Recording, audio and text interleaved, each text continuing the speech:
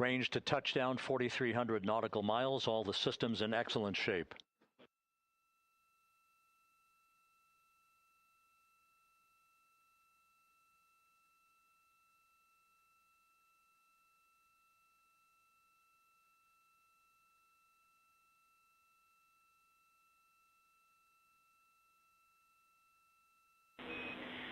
Integrity, Orion in the EI roll 180 attitude. Looks good on board, Jackie.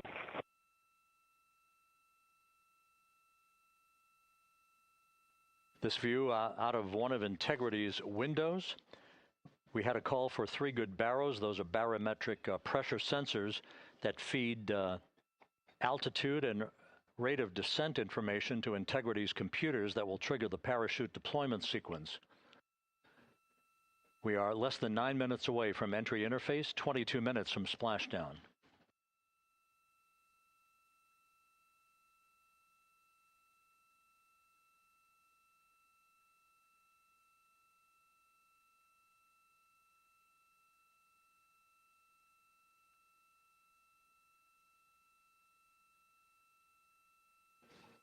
You can see the reflection of one of the crew members in the window.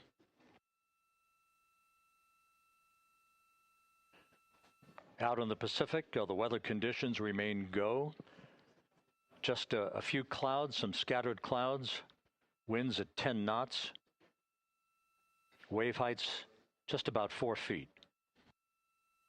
A gentle day in the Pacific for the homecoming of Integrity's astronauts.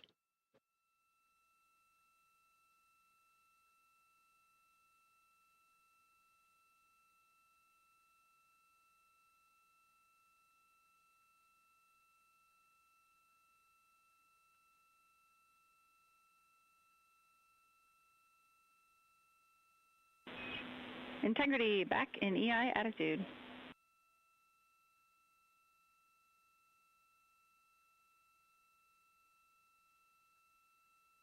We see the same on board, Jackie.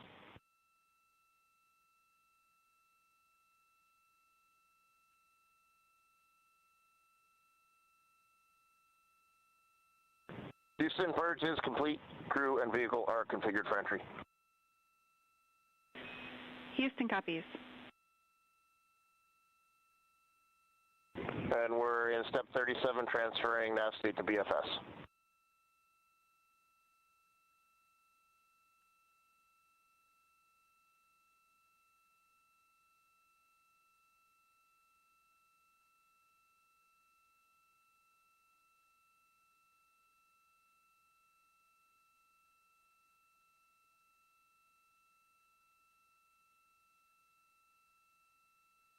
And Houston, in instruction 509, we are not below 0.2.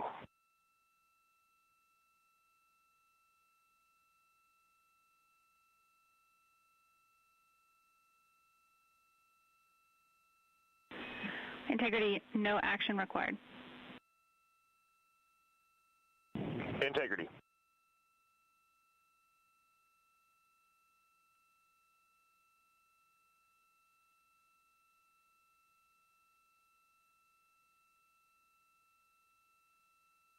Now 6 minutes away from entry interface.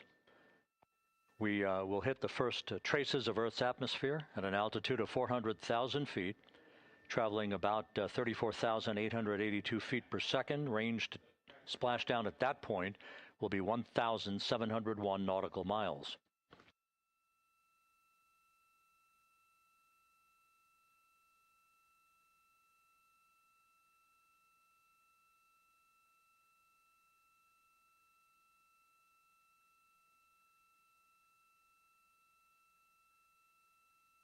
And once again, just a reminder, some 24 seconds after entry interface, we do expect to lose communications with the vehicle and the crew during a 6-minute blackout period when a plasma shield will build up around the spacecraft due to the ionization, due to heating effects.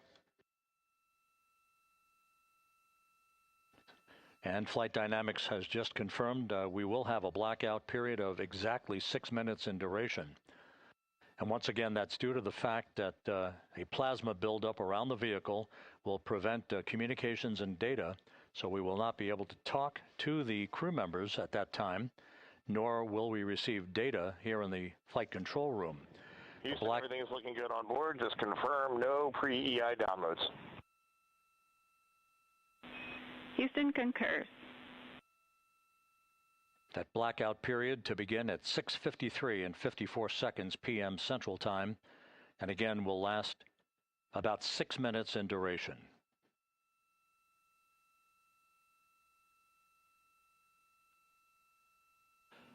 We're 4 minutes away from entry interface.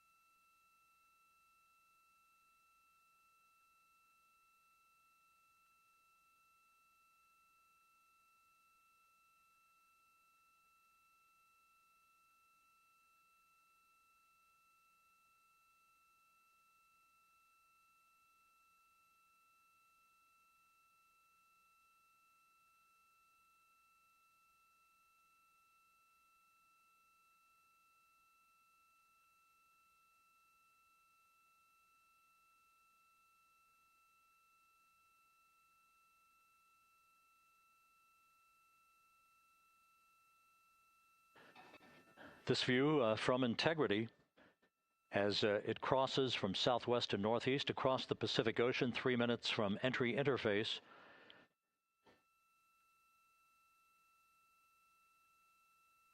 "16.5 minutes till splashdown."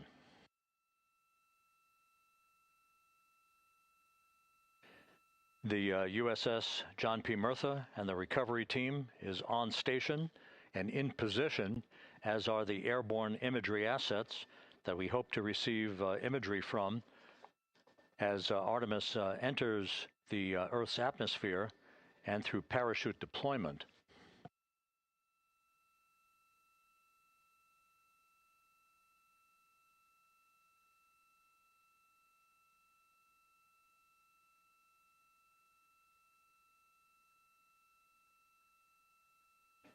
All of Integrity's systems are in great shape. The crew is ready to complete its mission just 15.5 minutes from now. All of the activities today have gone off in perfect fashion. No issues with the vehicle, no issues with the crew. And the weather at the splashdown site is go.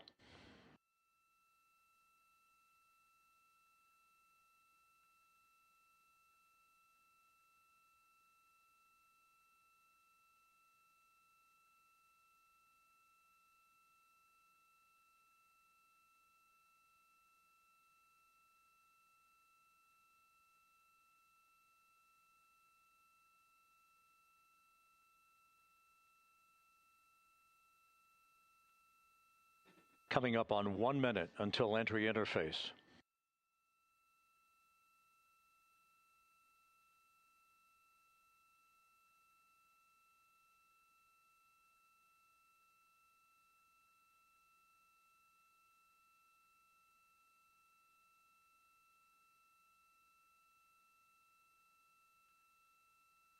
Mark 1 minute until entry interface.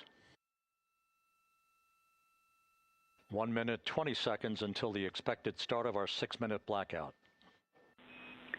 Integrity, 1 minute to a 6-minute blackout. Integrity.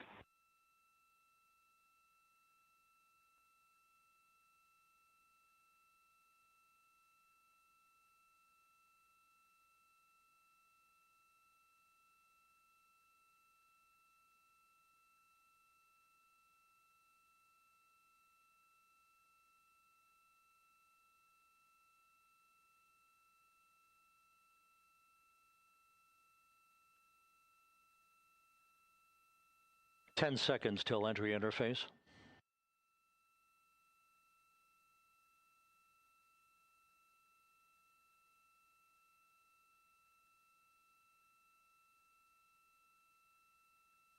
And we have crossed the threshold, now entering the Earth's atmosphere. We're at 400,000 feet, traveling 34,800 feet per second.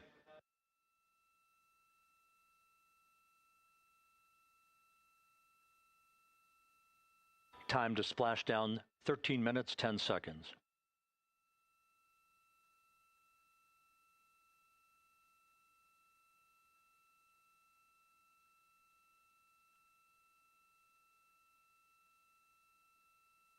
And as predicted, we've entered our communications blackout.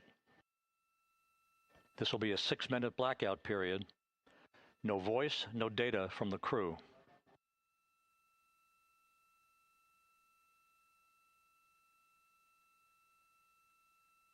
We're 30 seconds away from the anticipated point of peak heating on the vehicle, where temperatures will rise to about 4,000 to 5,000 degrees Fahrenheit. This is the true test of our trajectory.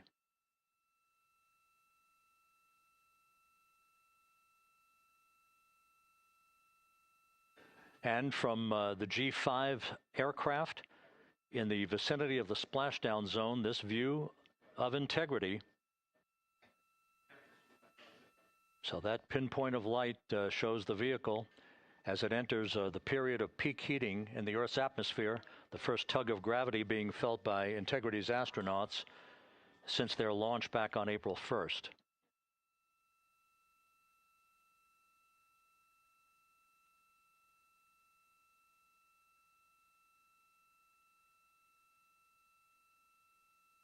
Four and a half minutes until the end of the blackout period. Time to splashdown, 11 minutes, 33 seconds.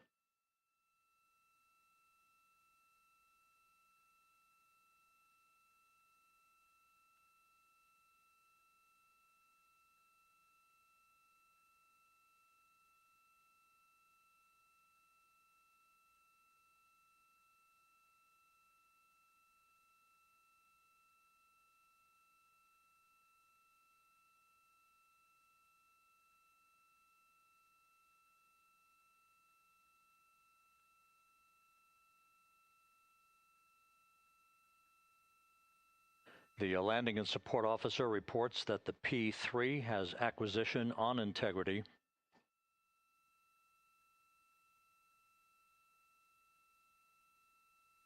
Three and a half minutes left in this blackout period. This is a visualization of the plasma buildup around the spacecraft and the repelling of that heat on Integrity's heat shield.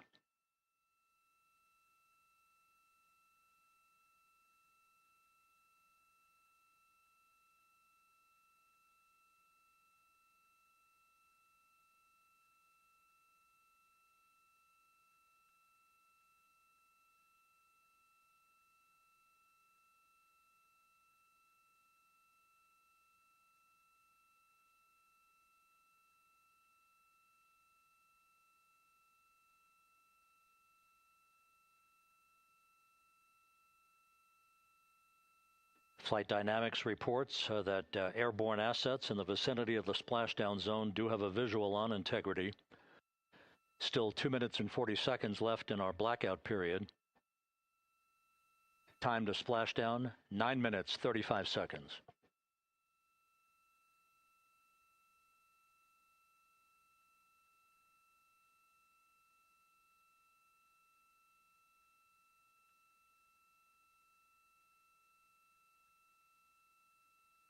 Multiple airborne assets as part of the recovery team all have visuals on Integrity.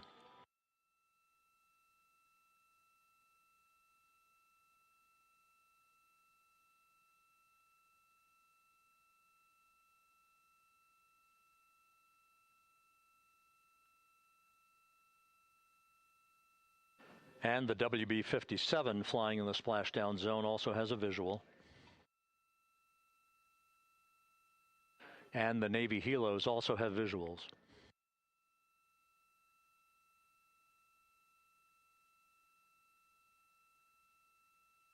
We're still in the blackout period.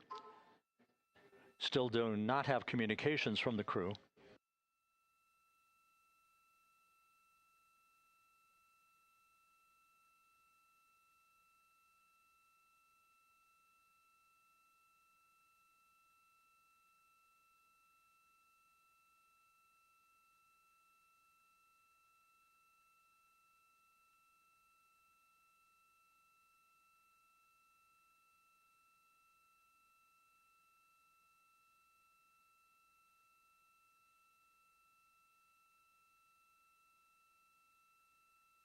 We're standing by for communications from the crew. We should be out of the blackout period less than a minute from now.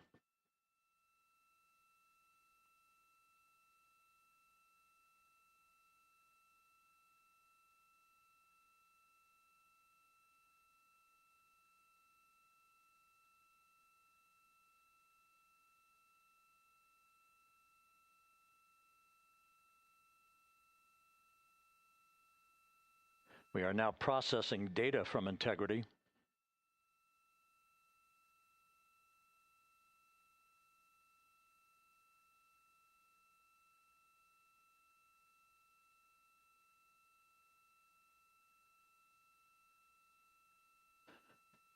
Landing and support officer reports the small boats are en route to the splashdown target zone.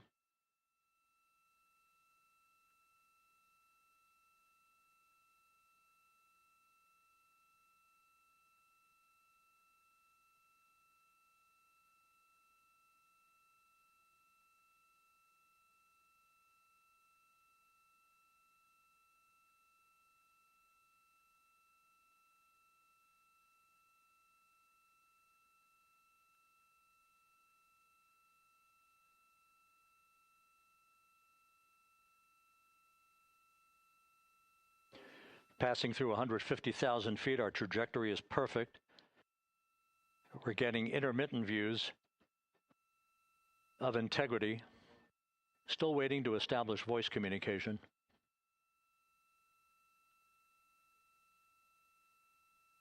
Integrity, Houston, comm check, post-blackout. Houston, Integrity, we have you loud and clear. Your trajectory is nominal, and your recovery teams have visual. Guidance looks good. No action for the enabled internal camera controller fail. Big cheers from the viewing room here in Mission Control as voice communication reestablished with Commander Reid Wiseman. For America and a waiting world, Integrity is 5.5 minutes away from coming home.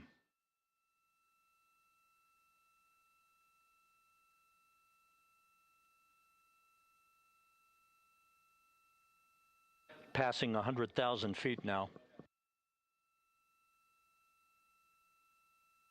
Range to splashdown 19 nautical miles.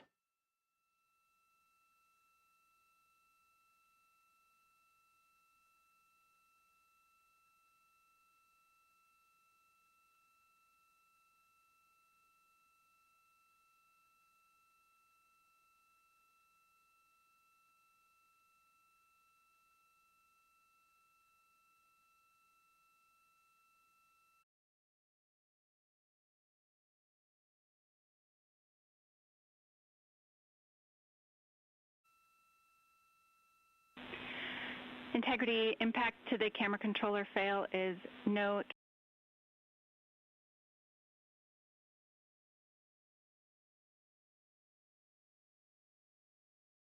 use of the chutes.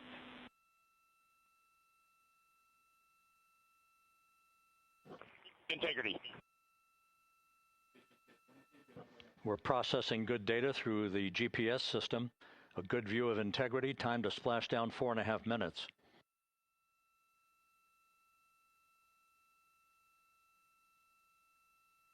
And a view of Integrity from the WB-57. We're at 50,000 feet.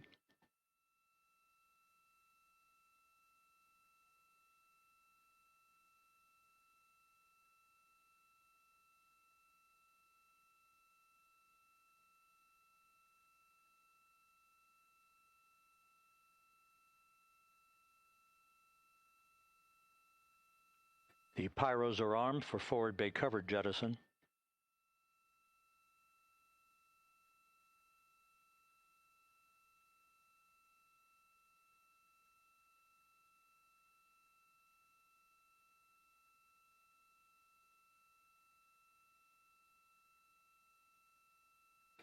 And there go the first series of parachutes. And we're on drogues. And Houston, we're visual 2 drogues out the window. 2 good drogue shoots. Next up. We copy, we see them. Next up, the deployment of pilot parachutes that will pull the main chutes out. Time to splash down 3 minutes and 10 seconds.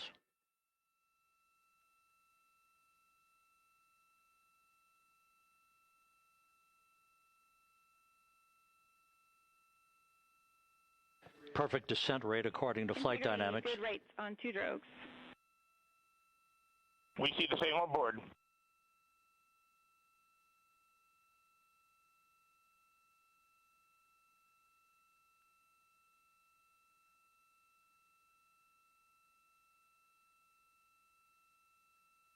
Passing through 10,000 feet, still on drogues.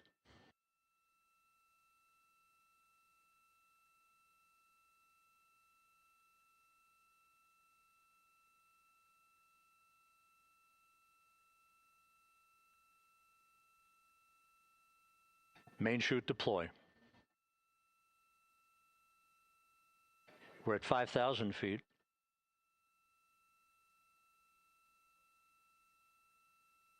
Search and recovery beacon has been activated on integrity. And we have 3 good main chutes.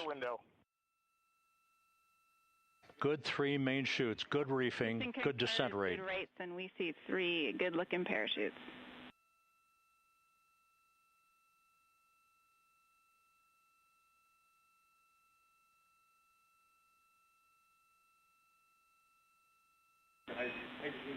Integrity. Cabin pressure indicates no need for hydrazine checks.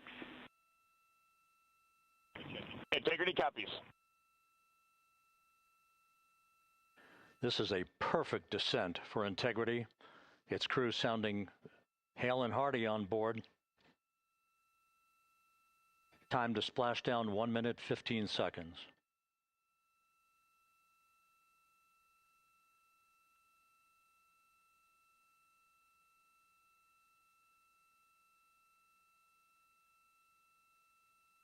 Integrity about to complete a journey spanning 694,481 miles from its launch from the Kennedy Space Center back on April 1st, and a trip around the moon.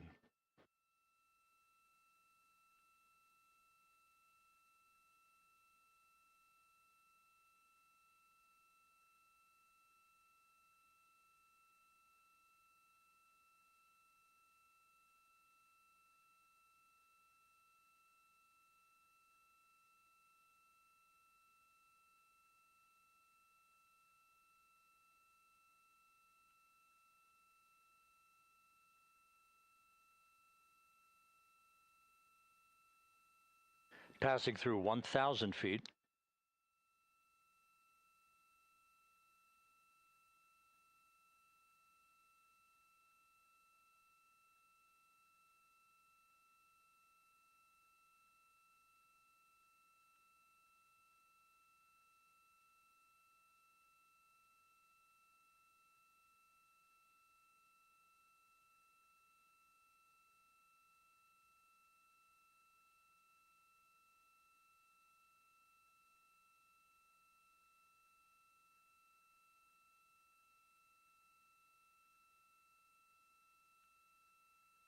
Houston Integrity, splashdown, sending post-landing command now.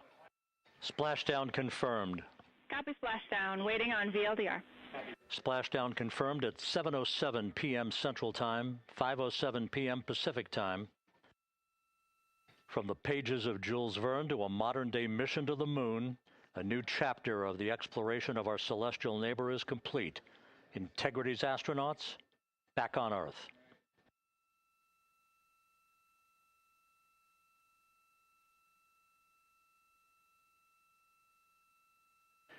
And the landing and support officer reports the vehicle is stable 1. We still will be deploying the crew module uprighting system to maintain that orientation. A perfect bullseye splashdown for Integrity and its 4 astronauts.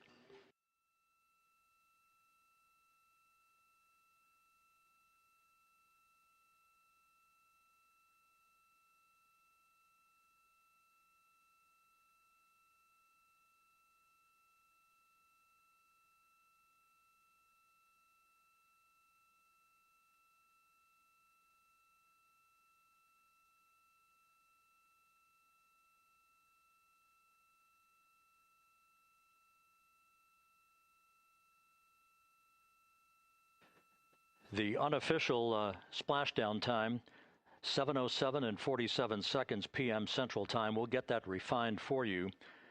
That would put the end of the mission at a mission elapsed time of 9 days, 1 hour, 31 minutes, 35 seconds.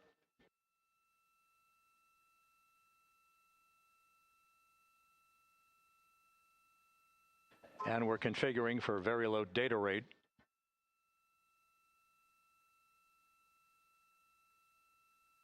Once again, splashdown occurring in the Pacific, southwest of San Diego at 7:07 and 47 seconds p.m. Integrity Houston, comm check on VLDR.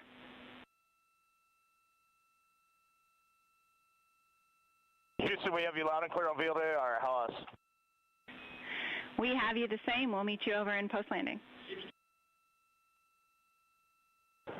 Perfect communications established. What a journey.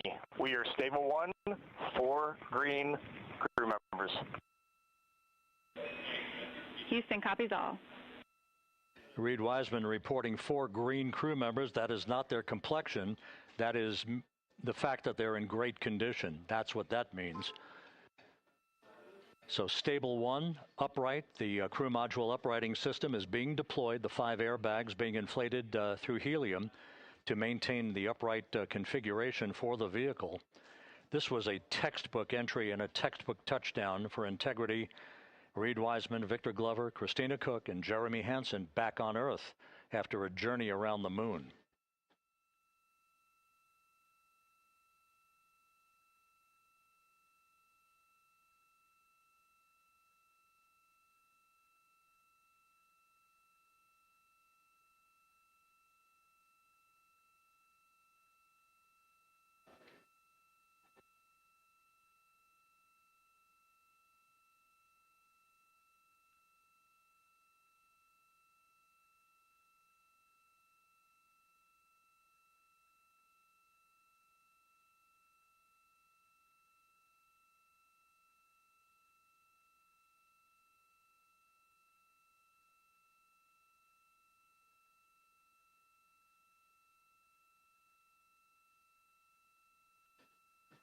We continue to monitor the functioning of the CMOOS system. The airbags are being inflated to maintain a stable 1 or upright configuration. And there's a good view from one of the naval helicopters hovering overhead. Reid Wiseman reporting 4 green crew members, meaning they're all in excellent shape.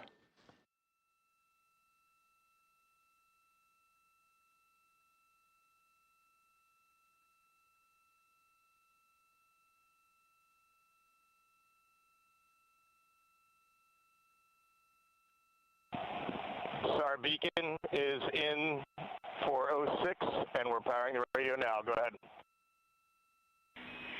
We see the beacon on. However, the recovery team is not seeing the signal. Your SAR radio uses the same antenna, so you may run into trouble with the radio. Okay, copy. And we are also powering up the sat phone now.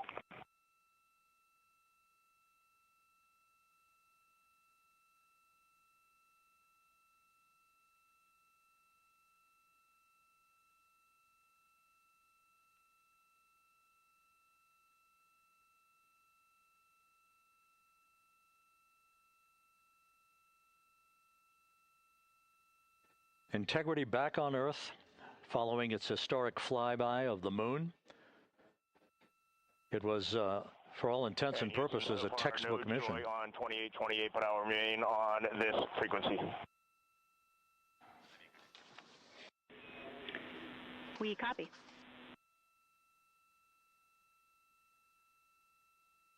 Reid Wiseman indicating some trouble with the SARSAT phone on board. But that's not an issue. What is more important is that the vehicle is solid. No issues as we begin the power down of the vehicle to begin the recovery process.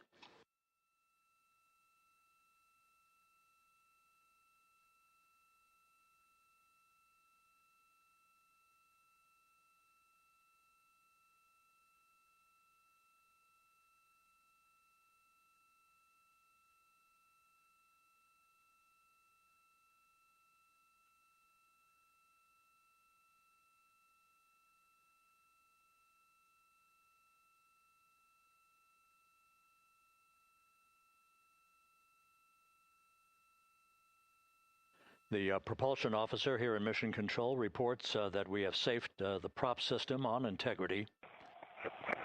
Can you say again? That was very weak and broken.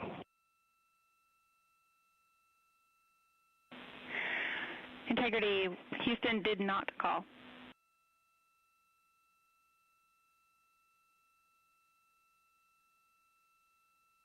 Copy that, Houston. It might have been on the SAR radio. Stand by.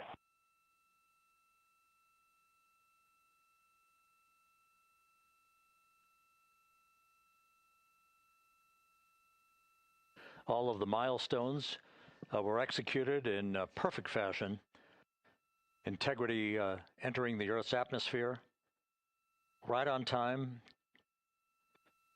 reaching its peak speed shortly after a blackout period began. We emerged from the blackout period, but the recovery imagery airborne assets were able to pick up Integrity's descent almost immediately through entry interface, tracking the vehicle all the way down. And finally, you saw the sequence of chute deployments. First, the forward bay cover being pulled off the top of the vehicle by a series of 3 parachutes. Then the drogue chutes were deployed, followed by the 3 main chutes that slowed the splashdown velocity of Integrity to just 19 miles an hour.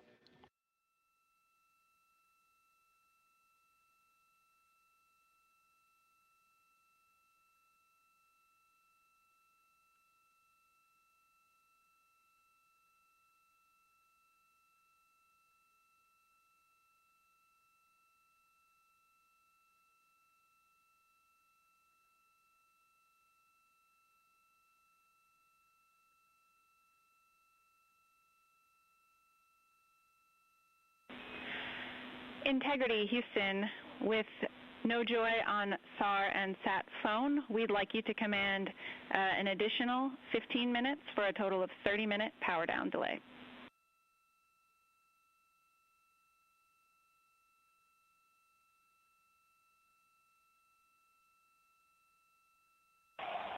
All right, Jackie, we have selected T/D+30. No joy on SAR radio or sat phone. And stand by, we have the master diver on SAR radio. Please hold comms. Hey, Lily. Excuse me. Hey, Jackie, we just got the master diver on SAR.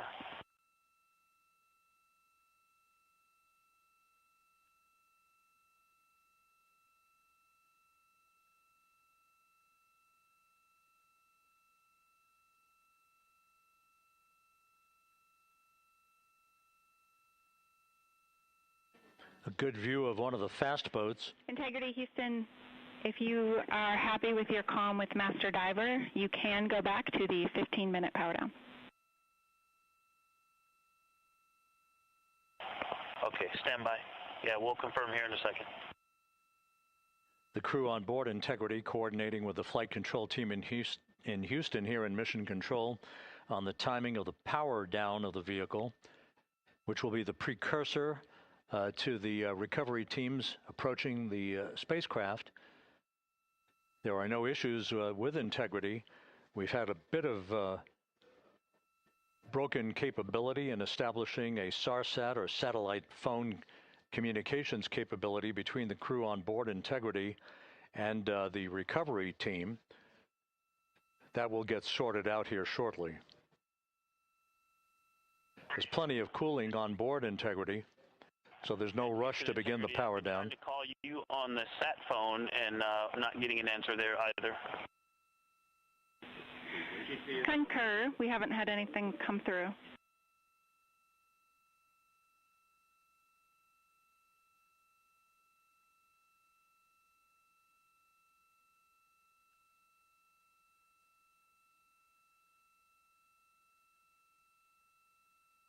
And Houston, if you could relay to recovery that we hear them, but it does not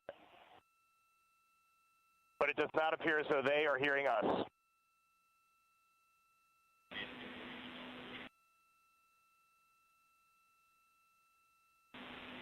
Houston copies, and Reid, just to confirm, you are pushing the PTT on the radio.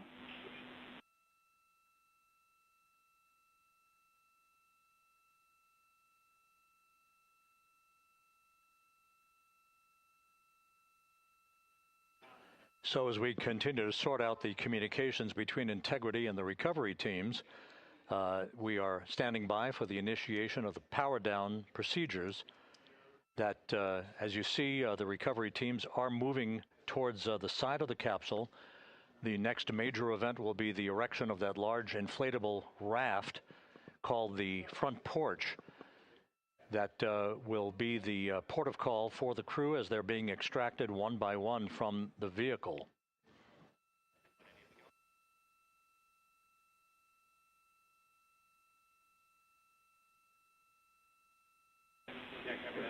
Integrity Houston, for sat phone, we are going to attempt to call you.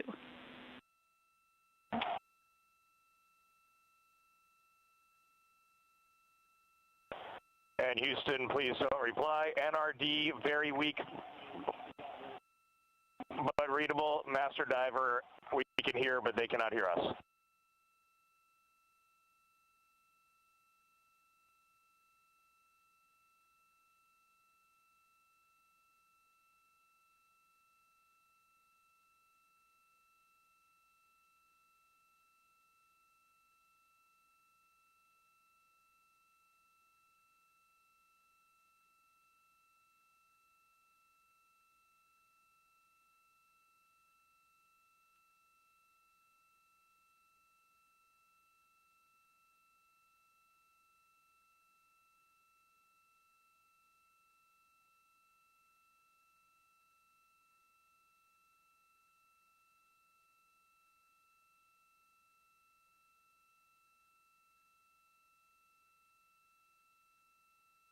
And Houston on OE1, is there any chance to tie us into NRD?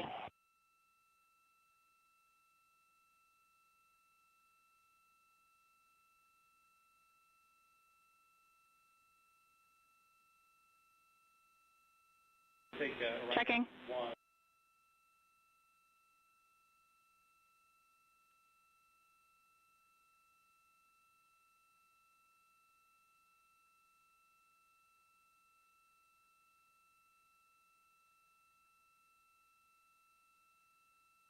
This is Mission Control Houston.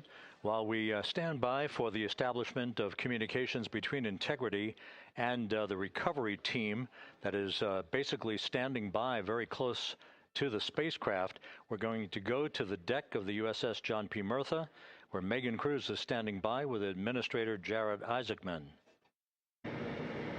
Hey, Rob, yeah, just such an honor to be able to be here on the ship, to be able to share and experience this moment with everyone together. And of course, as you just said, yes, here with NASA Administrator Jeremy Hansen. Administrator, how did you feel getting to witness this and seeing NASA at its best? Oh, I mean, I'm honestly, I'm still at a loss for words. I mean, you know, like the childhood Jared right now can't believe what I just saw. I mean, almost been waiting my whole lifetime to see this, and then it's NASA Administrator. I just couldn't be more proud of the entire workforce, the years, the effort, the late nights, all the hard work from across the country that contributed to this incredible moment right now. And yeah, incredibly grateful too for our teams here on the John P. Murtha right now. Yeah, look at them behind us here. We got everybody. Hey, what do you guys think? We just brought some astronauts back from the moon, huh? Unbelievable. Thank you. Yeah, so grateful to the Navy, the sailors that are here, the NASA teams. I mean, this is a joint effort that's on their way right now. These recovery forces are getting out to our Orion spacecraft, to Integrity, to get our astronauts back on the ship safely. Yeah, and this is not just an accomplishment for NASA. This is an accomplishment for humanity. Again, a historic mission to the moon and back. How does this make you feel, and what do you hope people take away from this?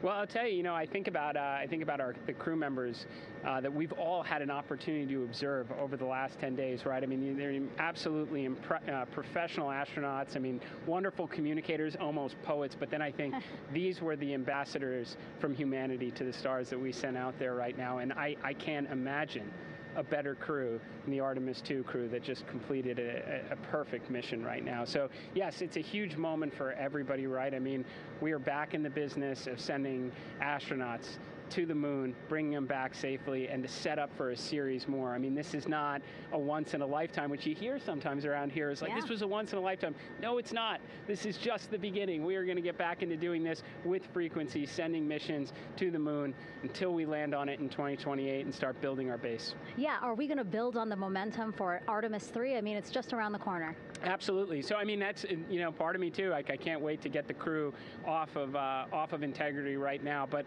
also getting Integrity back on this ship so we can start taking a look at it, because all that data is so precious to us right now. I mean, we are going to definitely want to take a good look at the thermal protection system. We're going to want to download all the data they couldn't transmit back to us and use that to inform Artemis III. But we're already making progress, right? You had SRB segments already showing up at KSC. Core stage for Artemis III is rolling out on April 20th. We're getting Mobile Launcher 1 back in vehicle assembly building. So yes, there is a lot to celebrate right now on a mission well accomplished for Artemis II, and at the same time, we got to start getting ready for 3. Amazing. And last question, you know, for people who joined us for all 10 days to see what we can accomplish together with our international partners, what do you think about the fact that we're going to keep doing this more and more and more? It's incredibly exciting. I mean, yes, it's the contributions, like the best and brightest across the NASA workforce from across the country, our industry partners, our international partners. We had a Canadian Space Agency astronaut on board in Jeremy. We had the European Service Module. And you think, in the days leading up to this launch, I mean, 48 hours prior to launching Artemis II, I was meeting with the Italian Space Agency. We signed a memorandum of understanding to build a habitation module on the moon. I mean, you have countries, all of our allies and partners coming together saying, we are committed to this effort, we are returning to the moon, we're doing it to stay, we are building that enduring presence, we are going to master the skills on the surface of the moon so someday we can undertake missions to Mars. It's just an incredibly exciting time, and we're not going at it alone, we're bringing everybody along with us. Absolutely, and speaking of everyone, one more time, we're going to ask the crew here, you guys ready to land on the moon? Awesome. I love that. Okay, well, thank you so much, Administrator. Appreciate you being here. We're, of course, going to stay on to watch the crew get extracted from Orion, so stay tuned, and we'll see you back here shortly.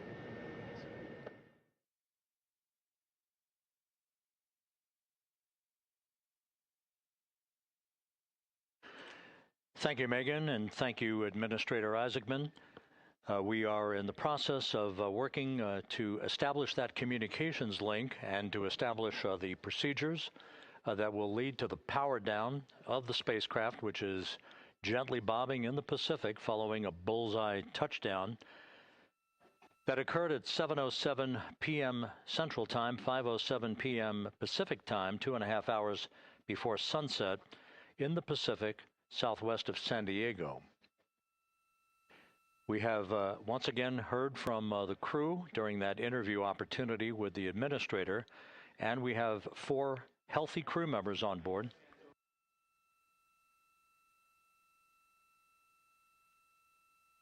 We now have confirmation that the vehicle has been powered down as per the procedures. So we have vehicle powered down, and the flight control team here in Houston, Flight Director Rick Henfling, has handed over mission authority to the Exploration Ground Systems team out in the Pacific. Now, we will physically not get off console with this team until the crew has been extracted into the front porch, that inflatable raft that will be erected along the side hatch of Integrity. So we're standing by for that in the next step in the recovery procedures. But everything is in great shape, and we have 4 healthy crew members on board the vehicle.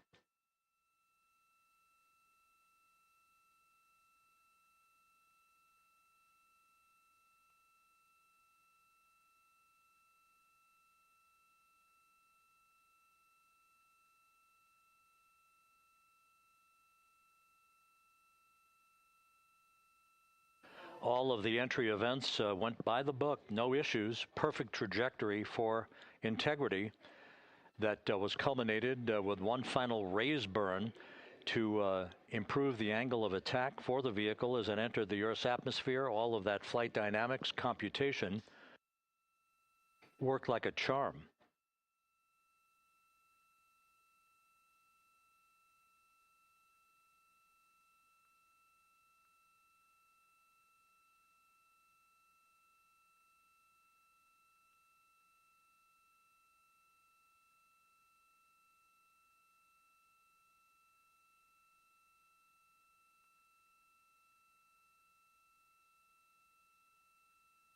So we are standing by for the recovery team to approach integrity and begin the process of erecting that inflatable raft called the front porch, which will see the crew members be extracted from the hatch of Orion into that inflatable raft before they're hoisted aboard two Navy helicopters in to medical bay for comprehensive medical exams. But Reid Wiseman has reported several times that the crew is in excellent shape.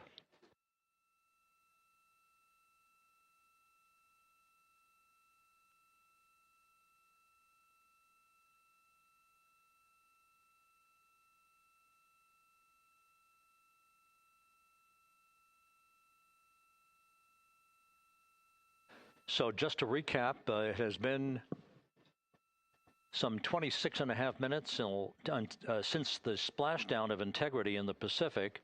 The vehicle is in excellent shape. It performed like a champ all the way down through the Earth's atmosphere. All of the vehicle functions were checked off in excellent trip hammer fashion.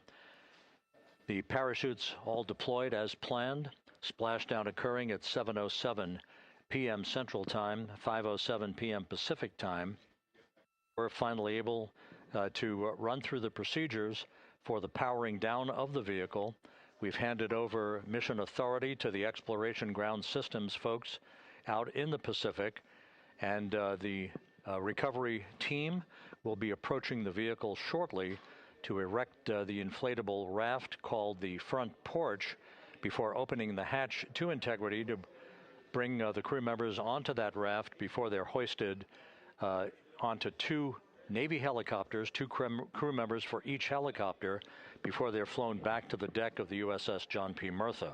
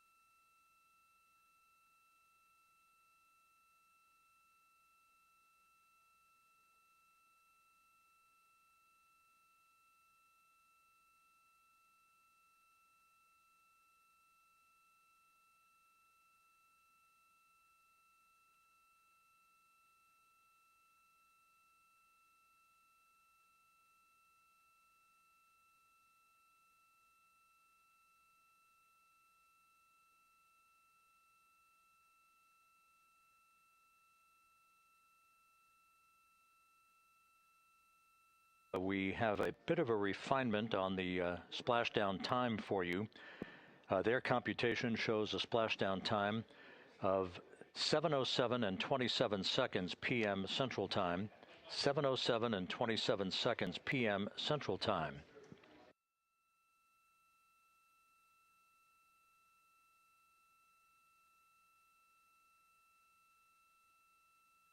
That would equate to a mission elapsed time of 9 days, 1 hour, 32 minutes, and 15 seconds.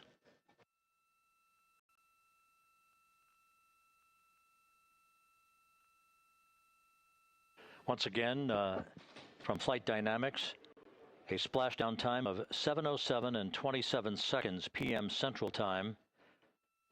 That would equate to a mission elapsed time of 9 days, 1 hour, 32 minutes, and 15 seconds.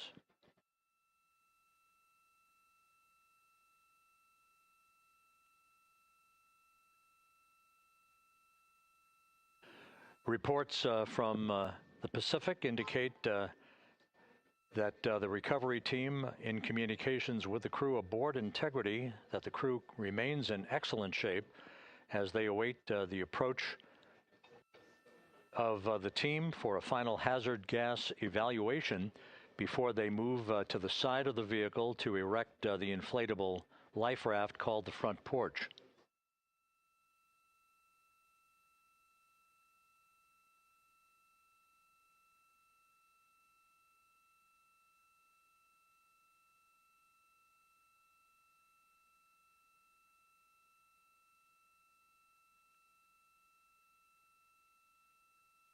Again, no issues with Integrity. The vehicle is powered down. All of its systems are now safed. We have handed over mission authority to the Exploration Ground Systems folks in the Pacific, but we will not stand down and have the entry flight control team depart its positions until that inflatable raft, the front porch, is erected, the hatch open, and the crew having exited the vehicle. So that's the next step in the recovery process that will lead to the hoisting of the crew members. For 2 crew members for each helicopter, they'll be hoisted to a pair of Navy helicopters that will then fly a short distance back to the USS John P. Murtha. What you're looking at is one of the fast boats circling the vehicle to make a hazard assessment.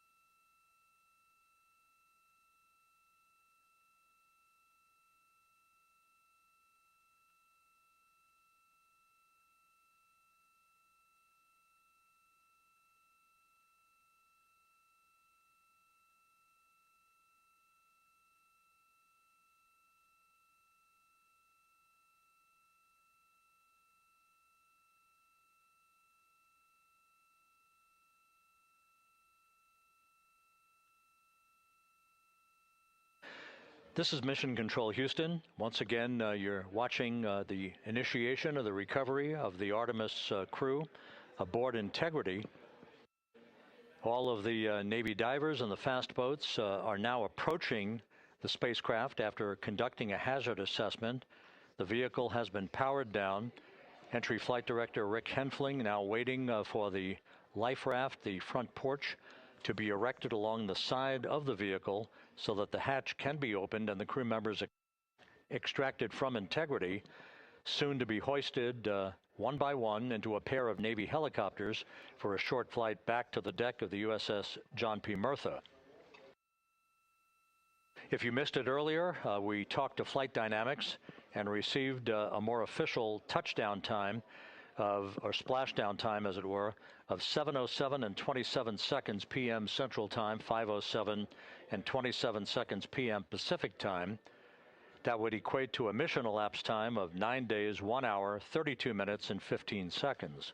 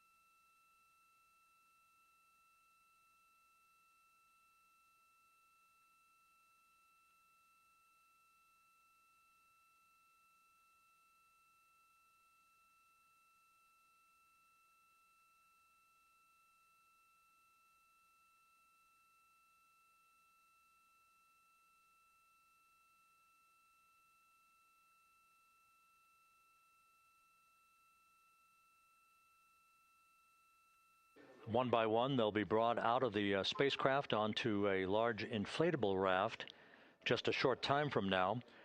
In the meantime, we can go back to the USS John P. Murtha, where my colleague Megan Cruz is standing by to provide her situation report. Megan, can you hear us?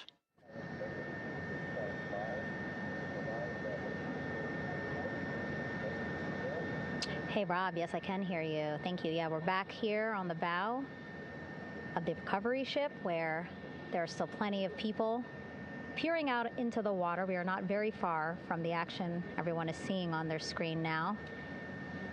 The Orion spacecraft, Integrity, in the ocean, surrounded by a number of recovery boats.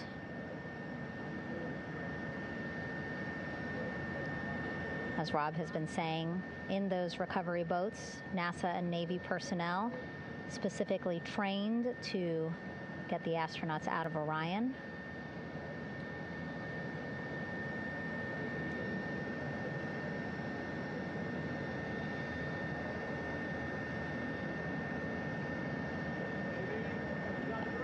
In some of our wide shots, you can probably see that there are 6 boats out in the water. More than 40 people out in the water right now on those boats.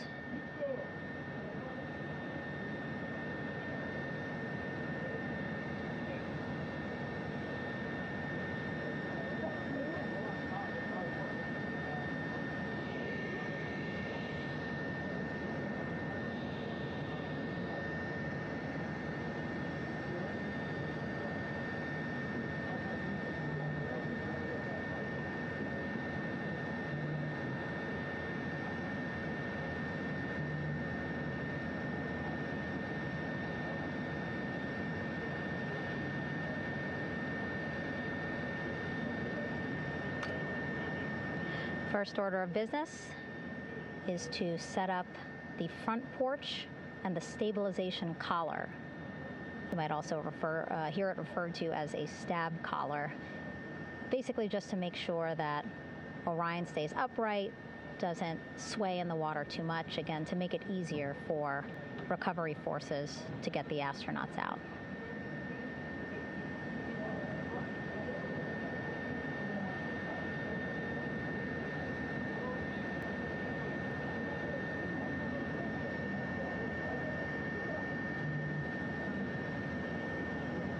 Again, we splashed down in the Pacific Ocean just after 5 p.m. Pacific time here. It's a requirement by NASA to be able to get the crew out of Orion within 2 hours of splashdown. So doing great on time so far. Plenty of time.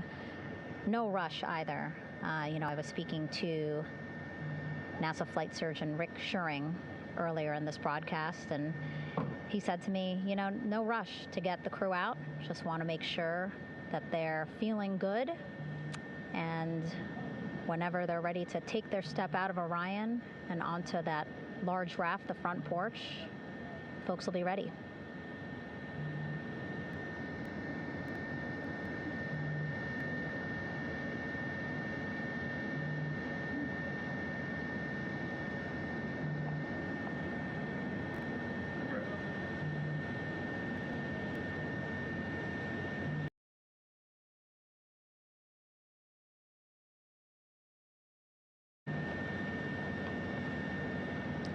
And as there are mission audio loops in Mission Control in Houston, there is a mission audio loop here on the ship, and it was just reported out that the side hatch is open.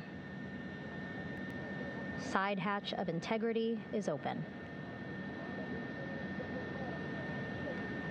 You're getting these beautiful shots from our aerial assets. The ship itself, where I'm on, just 3,000 yards away. Again, plenty of people on the boat here, glued to the side closest to where they can see all this action. And again, with just 3,000 yards separating us, great views from the bow here. You can see now that side hatch is open. One of the Navy personnel is about to get inside there.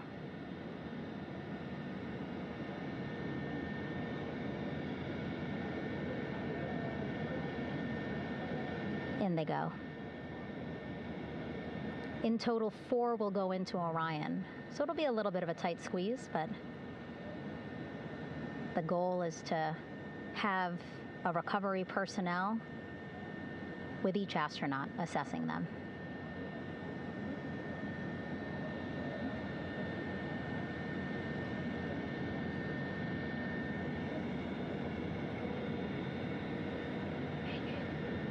Boats getting closer now. Again, that one that's right up against Orion, those are the divers that will go in to the spacecraft to check on each of the astronauts. These other boats will begin doing a number of things, putting on that stabilization collar onto Orion, building that front porch. Eventually, they will retrieve the parachutes, as well as tow Orion back to the well deck of the recovery ship here.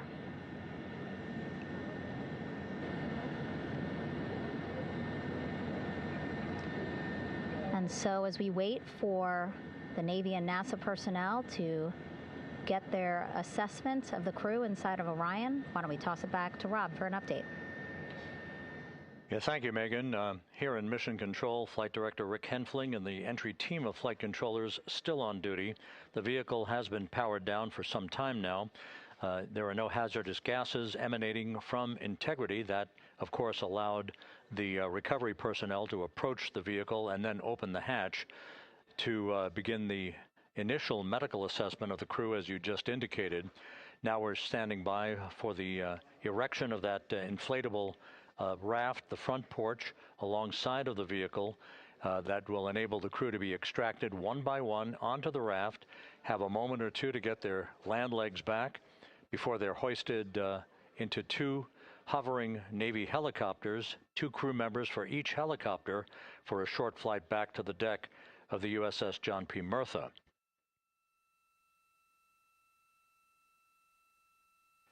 All of Integrity's systems operated flawlessly throughout the course of the approach to the Earth, the entry into the Earth's atmosphere, and all of the key milestones that followed in this high-speed return to Earth for Integrity, a mission that spanned more than 694,000 miles from the vehicle's launch from the Kennedy Space Center atop the Space Launch System back on April 1st.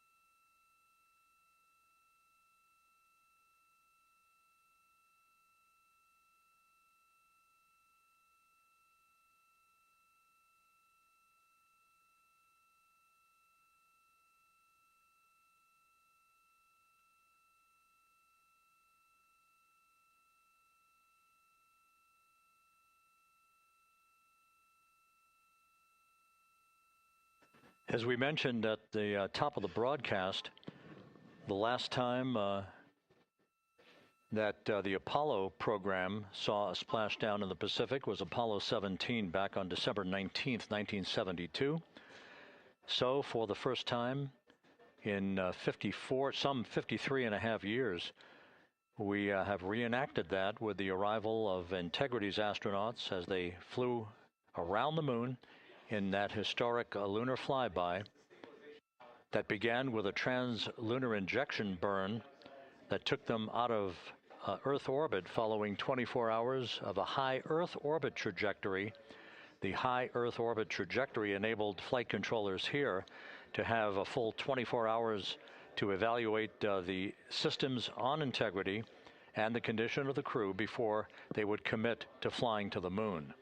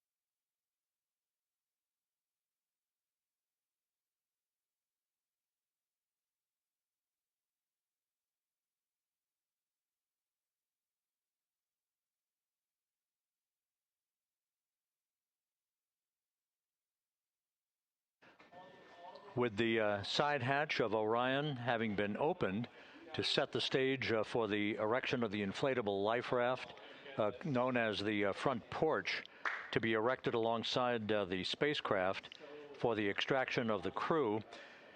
Let's play for you an interview that my colleague Megan Cruz conducted on the USS John P. Murtha with Navy diver First Class David McMahon that explains how this process is unfolding.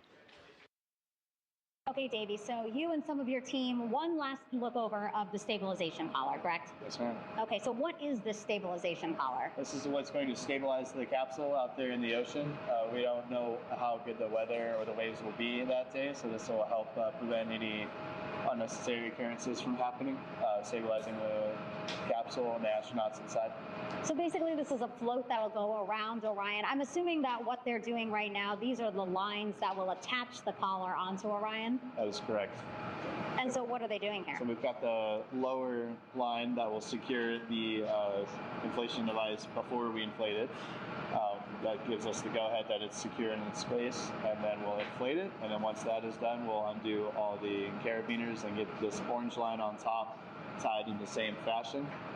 And then this will be secured to the capsule, and the astronauts can safely take their first steps out of the capsule onto the front porch. Okay, and how long will it take them to set up the stabilization collar? We should definitely be able to handle this in under 10 minutes. Okay, wow. And then you just mentioned the front porch. So basically after they set up the stabilization collar, then they set up what's called the front porch here. That's correct. Okay, and what's the front porch? Front porch is basically a bigger waiting room for the astronauts to sit in while we wait for the helicopters to show up and grab them. Okay, so the medical team that was inside with the crew, they're going to help them out and onto the front porch? That is correct. And then what happens here?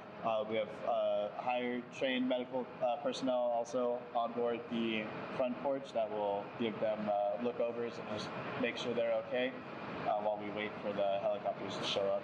Okay. How does it feel, I mean, your team, you, to be part of a mission that's returning astronauts from the moon in more than 50 years? We all feel extremely honored to be a part of this, as well as a bigger mission for the Navy and joining up with NASA to do great things. Mm-hmm. And do you feel like you and your team are ready? Yes, very ready. Cool. All right, thank you so much. Thank you.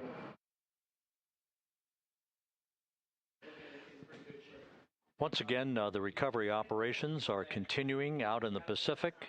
We shortly should see that life raft, the front porch, erected alongside the side hatch of the vehicle.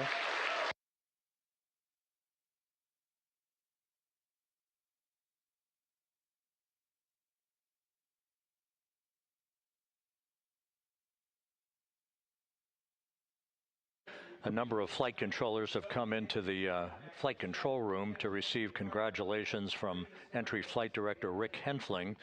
But we're going to stick with our operations out in the Pacific as we await the extraction of the 4 crew members who are reported to be in excellent condition.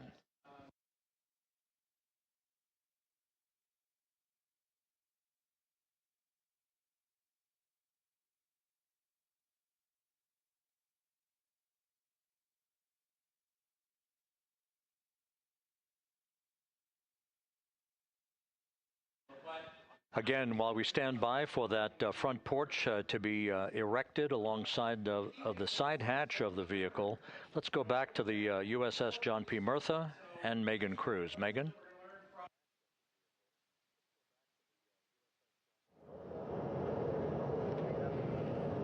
Hey, Rob. Pausing now to listen to some internal audio loops. Again, the operations team here on the ship communicating with everyone out on the water. It seems like currents are hindering them a little bit from unfurling and inflating the stabilization collar as well as the front porch.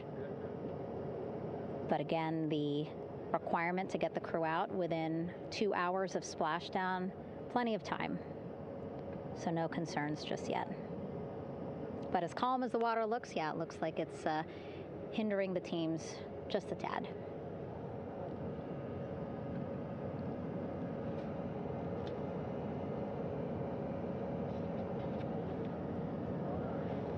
You can see in some of our shots that side hatch still open.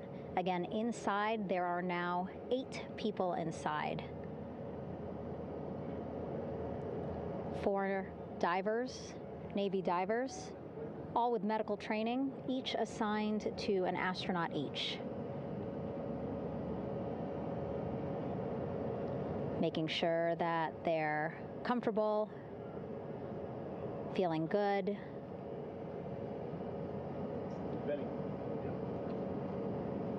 As you've heard us say in the broadcast, they expect a little bit of discomfort. Again, these astronauts just traveled back to Earth at 25,000 miles an hour, a nearly 695,000-mile journey around the moon. If you think you get carsick.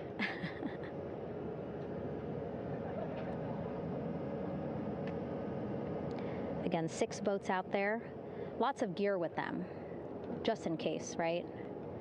As we said, the crew reported feeling great, but again, all those folks out there in case they weren't, right? NASA is all about making sure we think about every situation that can happen, and so, of course, wanted to be ready in case any of our astronauts needed more medical attention while out there in the water.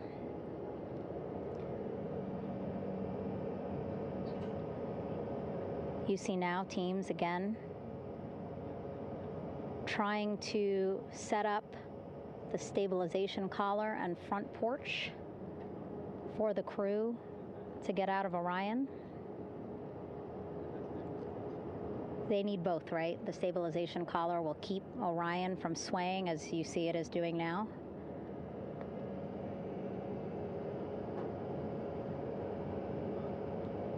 And then they will connect the front porch to the stabilization collar so that the crew can take 2 steps and they will be in the front porch.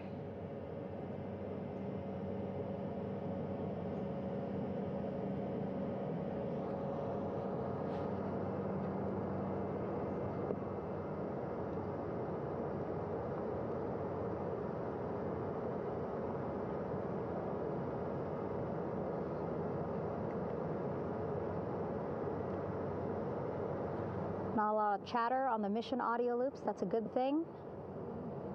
Again, things proceeding pretty nominally, even if they're fighting some currents out there on the Pacific Ocean.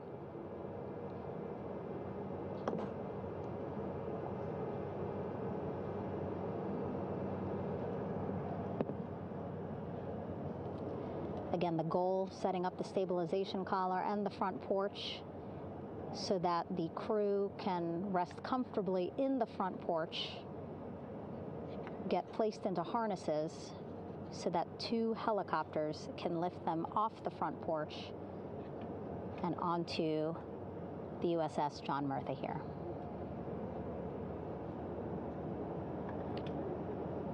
The helicopters are going to take turns picking up an astronaut. So again, Helo 1 and Helo 2.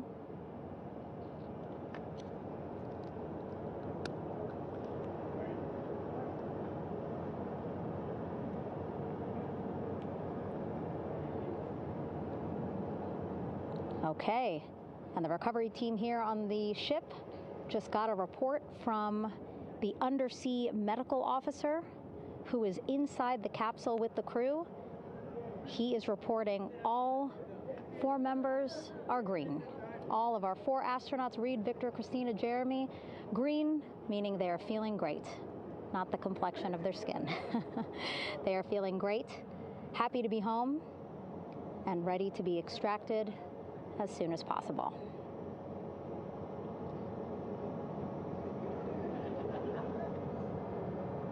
And so, as I was saying, we have 2 helicopters circling the activity you're seeing on the water right now. Each will take turns picking up an astronaut. So Helo 1 will come on in, hover above the front porch, about 40 feet above the front porch. A Navy recovery specialist will be hoisted down into the front porch. The restricted maneuvering doctrine is in effect. We'll connect to the first astronaut, which we're expecting to be Christina. And then Helo 2 comes around, picks up Jeremy, while Helo 1 stays above head, and then Helo 1 will come back in for another astronaut, and then Helo 2 for the last astronaut, and then back to the flight deck here on the recovery ship.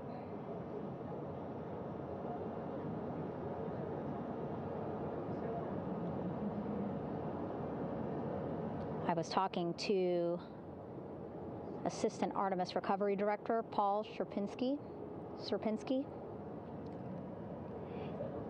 He said helos are a much quicker, safer way to get on board. They did actually consider boats, but then if you think about it, longer time, the crew would have to move through more of the ship. This way the helos will give a more direct, quicker route to the medical bay for our 4 astronauts.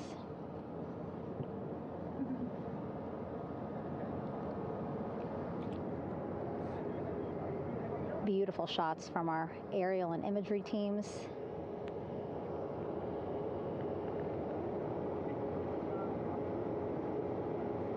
Clouds have dissipated for a clear view from the bow of the recovery ship here.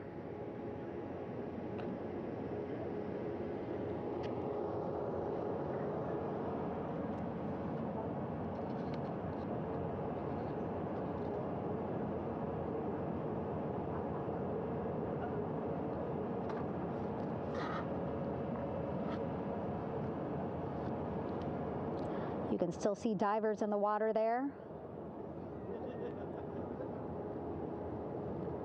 Encircling Orion, that is that stabilization collar we've been telling you about. Just connect it to Orion, and then once it's secured onto Orion, they can inflate it, and then they'll further secure it with other harnesses and lines.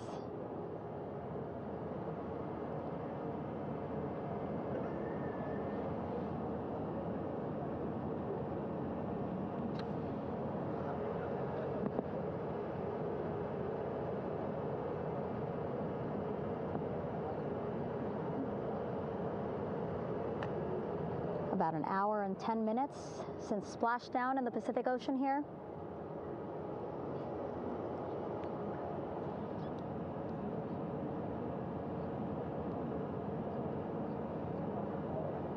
Reid, Victor, Christina, and Jeremy back home after a history-making mission to the moon and back.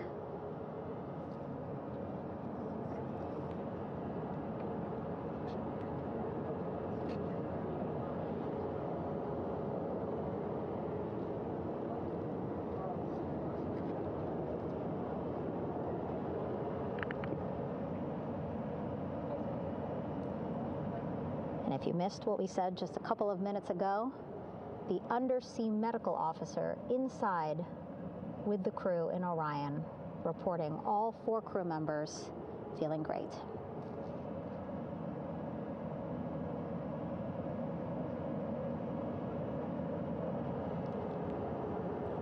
Progress being made there on the stabilization collar. It looks like they are beginning to inflate it.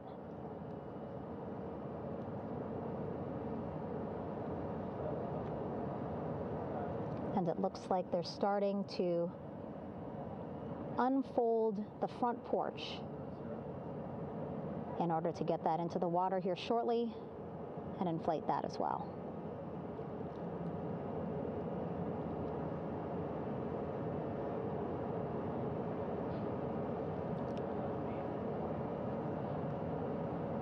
Again, more than 40 people out in the water right now.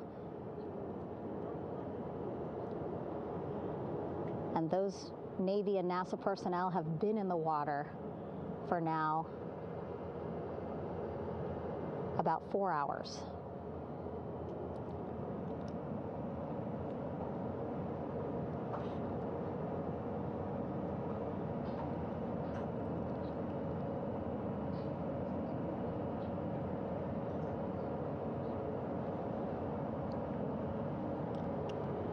The reason why they had to get out so early is just to stage everything. And actually here on the ship, when there are flight operations happening, you can't have anything else, right? Just because The flight deck can be a dangerous place, so they just want to focus on planes coming and going from the ship, so that's why they wanted to get the boats in the water to make sure that they have all the time they needed for the flight ops. And then the same crew here out in the water, they will stay out in the water for a number of hours after we recover the crew and get them back on the ship, because then they have to recover Orion.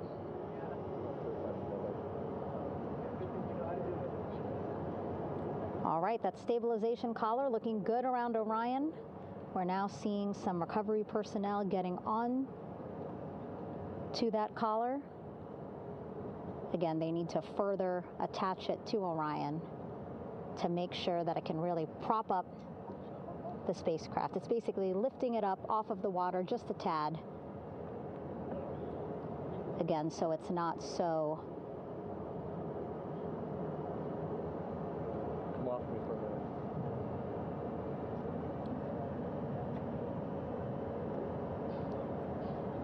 So it doesn't sway so much in the water there.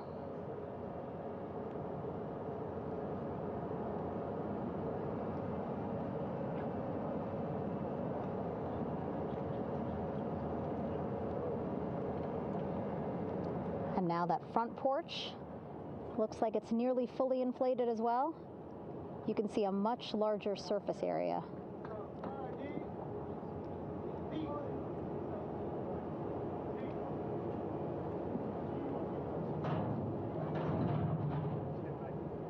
And so once the crew get out of Orion, they can stretch their legs a little bit on this front porch, get some fresh air.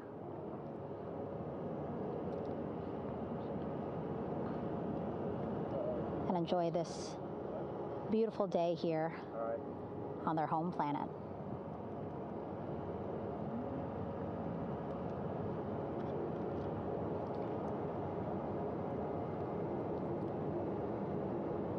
It appears teams now are about to connect the front porch to the stabilization collar.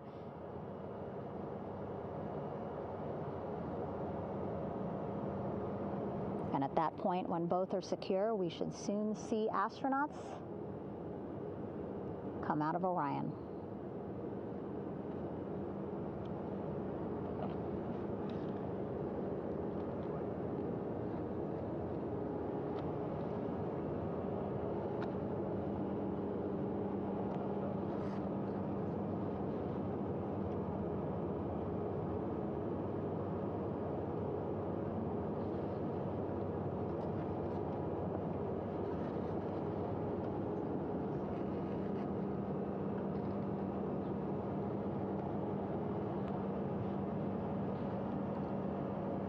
All these views you see also being fed to the Landing Force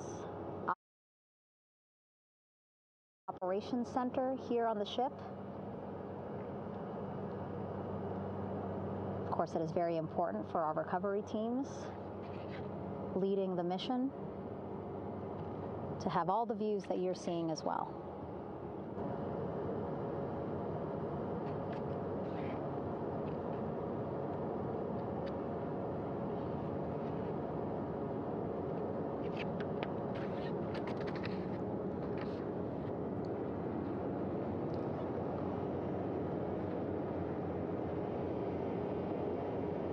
Again, all this activity happening just 3,000 yards away from the ship. So that means this will be a very quick flight back on the helicopters for the crew.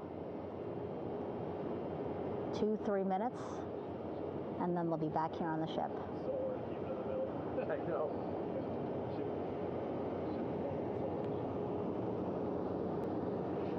Okay, saw a thumbs up from one of the personnel on the front porch. It looks like they are now getting ready to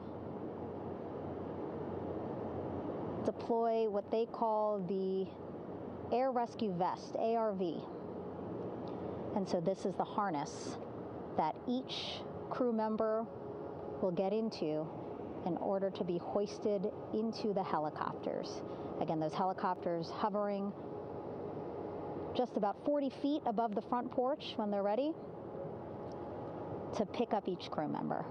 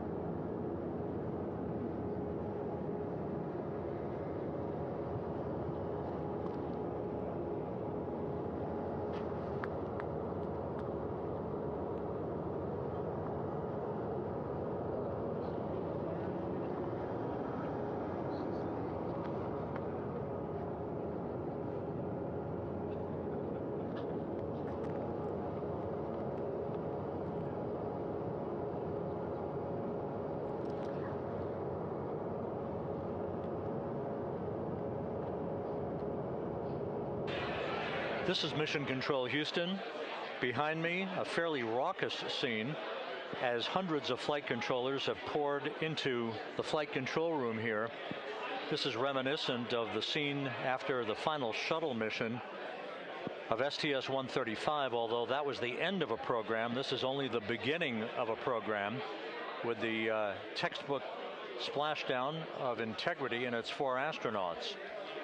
We're standing by for the crew to be extracted from the spacecraft.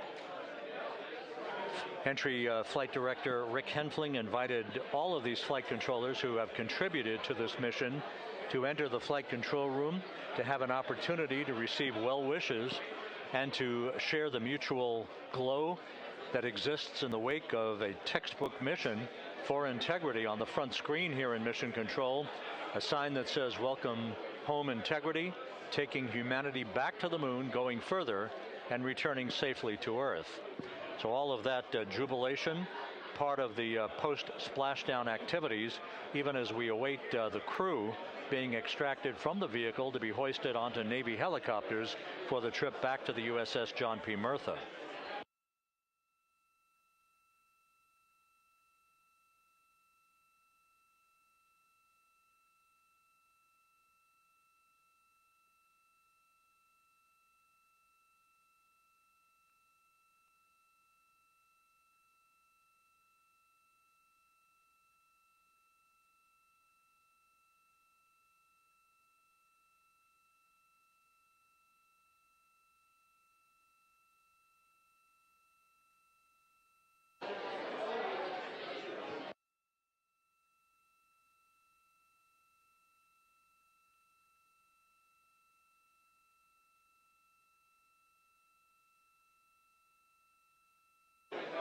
Once again here in Mission Control, this view of the Artemis Flight Control Room, known as the White Flight Control Room. This is the old shuttle flight control room, and now is the home of Artemis missions to the moon and beyond. Once again, quite a few flight controllers were invited in by Entry Flight Director Rick Henfling to share in the jubilation following the successful splashdown of Integrity. That splashdown occurring an hour and 22 minutes ago, as we stand by for the completion of the extraction of the crew, and ultimately they're hoisting onto Navy helicopters for a short flight back to the USS John P. Murtha. Splashdown occurred at 7:07 and 27 seconds p.m. Central Time. I had an opportunity to talk to the head of flight dynamics, Jeff Birch, a moment or two ago. He said the trajectory of Integrity coming through the Earth's atmosphere was so precise, they've never seen anything line up on a ground track like today's entry by Integrity for its splashdown southwest of San Diego.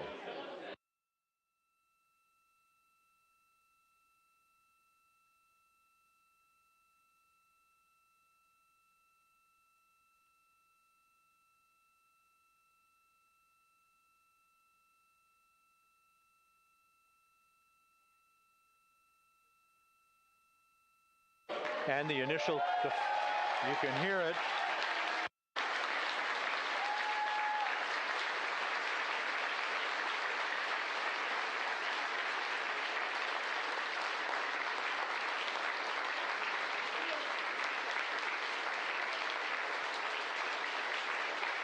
Jubilation here in the flight control room. The first crew member is out of integrity.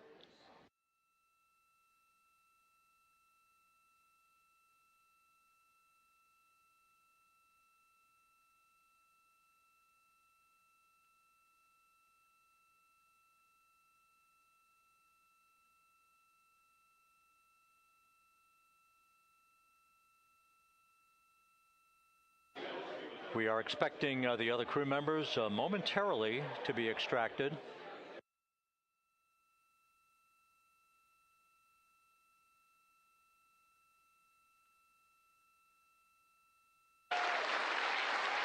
We now have 2 crew members out.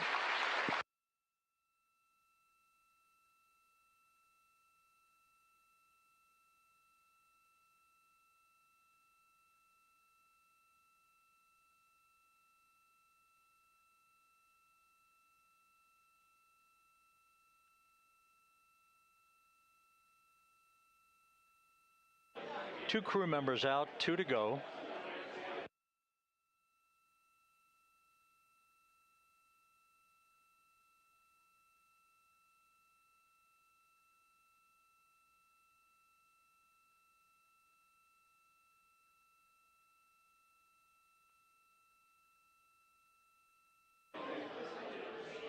We're about 1 hour from sunset out in the Pacific. Everything continues to go well. Integrity's systems function perfectly during its entry back to Earth. And Reid Wiseman, the commander who will be last out of the vehicle, reported that all the crew members were feeling very well.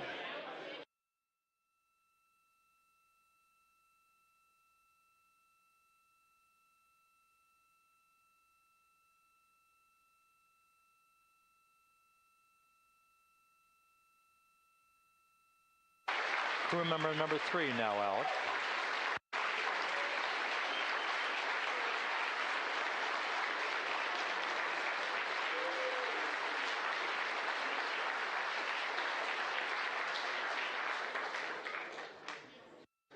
And now standing by for the commander, Reid Wiseman, who will be last out of his ship.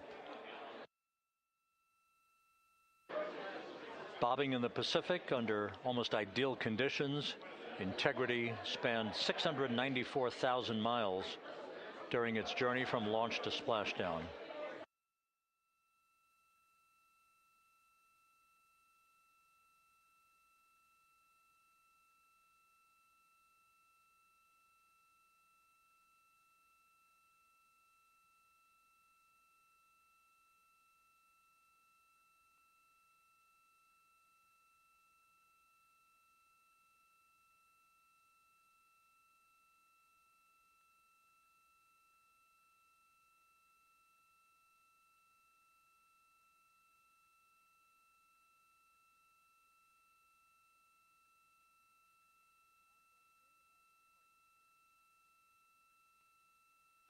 And we now have Reid Wiseman out of the vehicle, all 4 crew members now out of Integrity.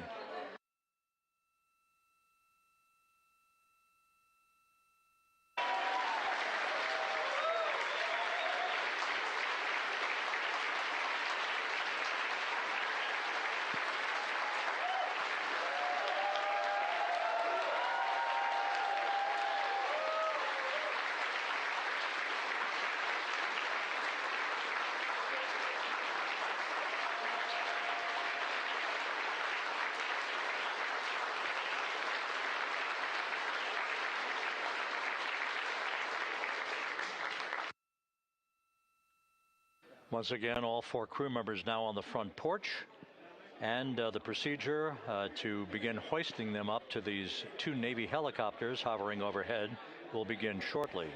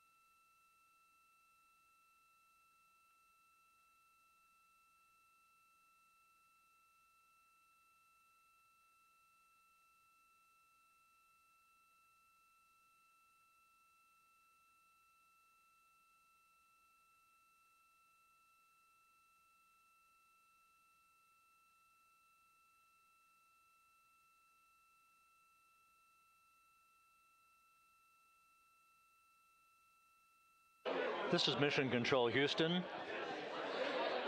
The mission is over, but the melody lingers on as jubilation continues here in the flight control room. We should be expecting NASA's Associate Administrator, Amit Kshatriya, to be joining us shortly for a short interview while the recovery operations continue out in the Pacific. So we'll stand by for that. And then we'll turn it back over to Megan Cruz aboard the USS John P. Murtha.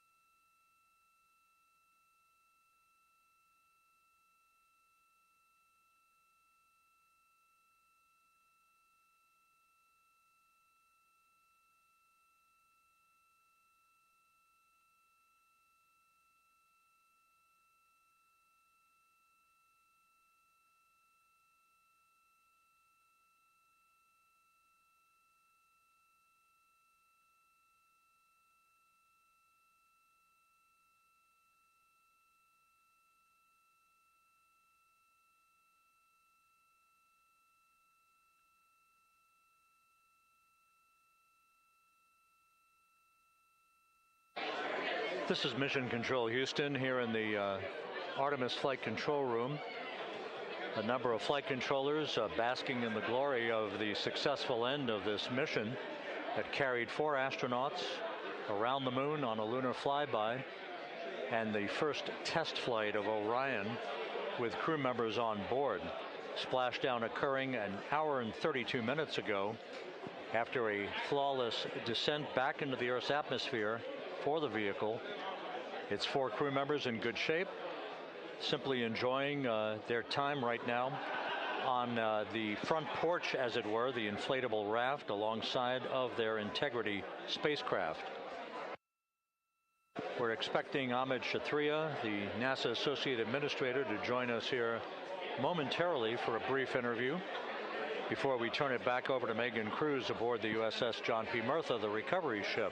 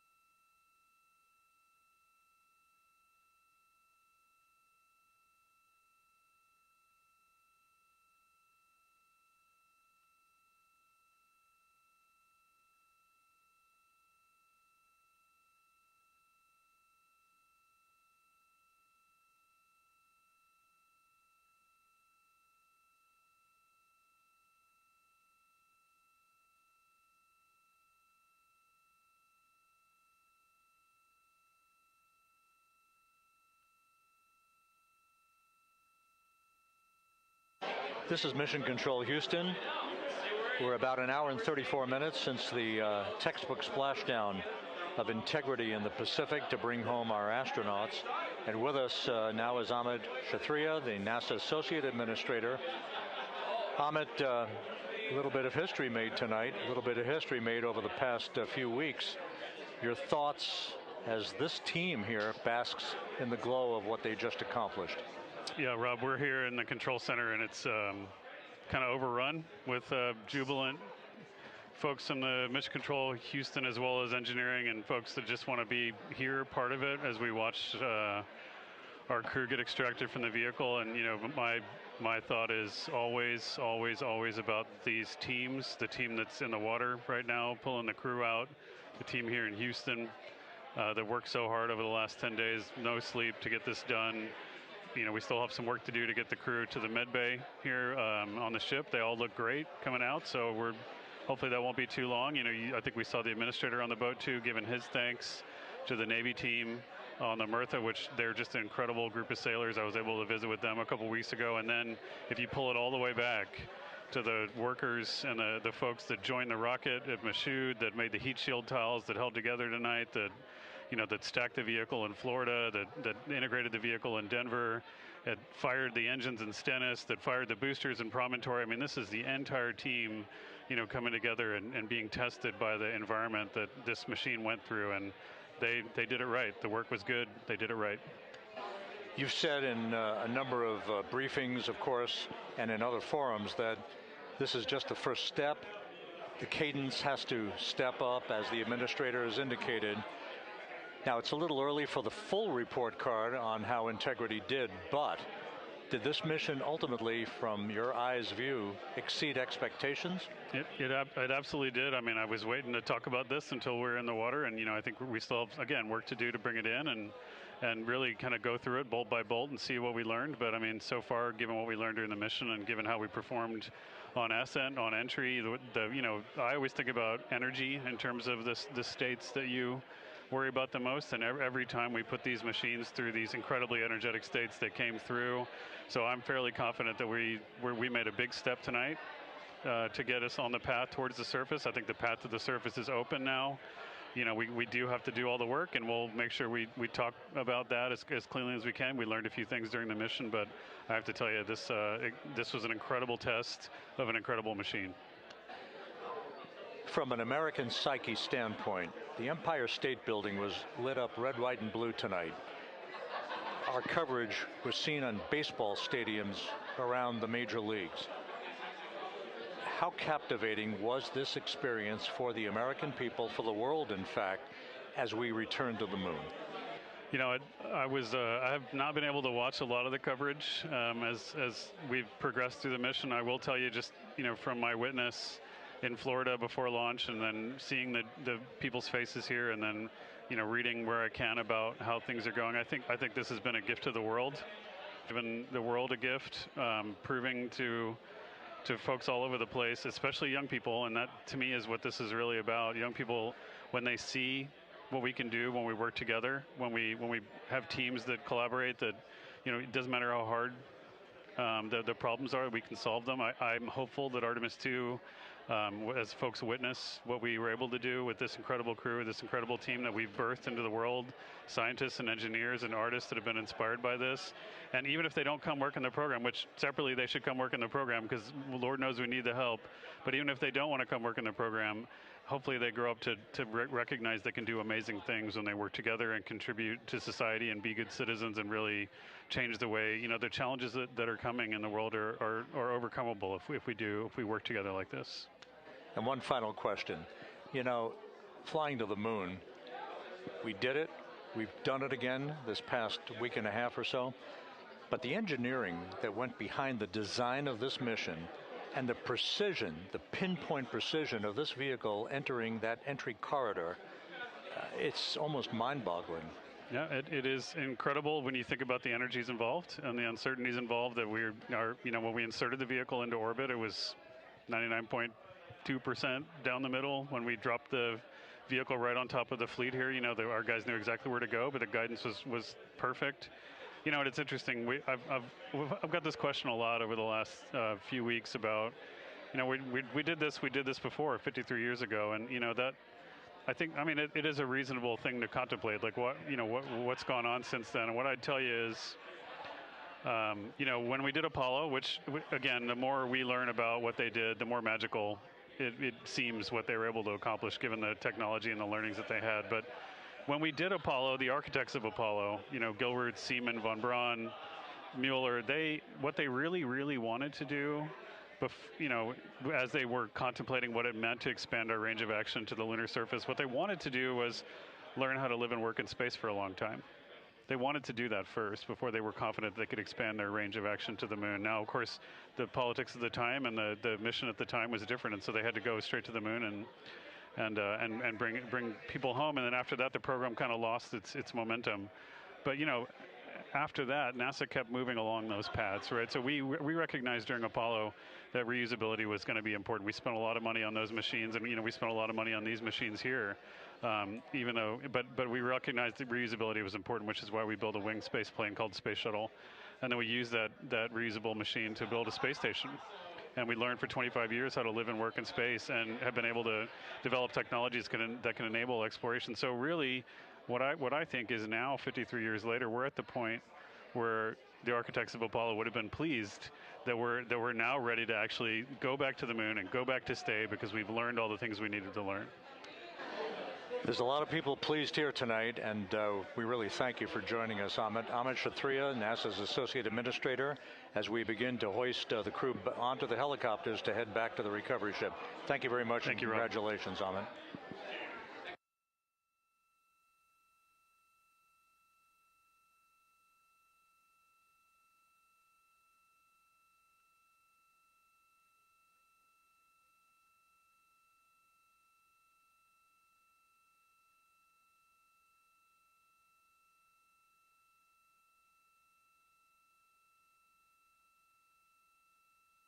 This is Mission Control Houston, with the crew members now beginning to be hoisted aboard the Navy helicopters.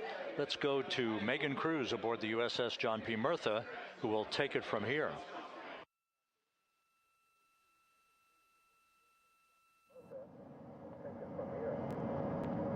Hey, Rob. Yeah, back on the bow of the ship here, we are seeing the helicopters circling Orion.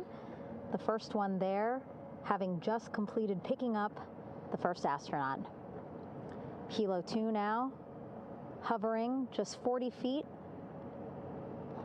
above the front porch, lowering a recovery specialist out of the helicopter.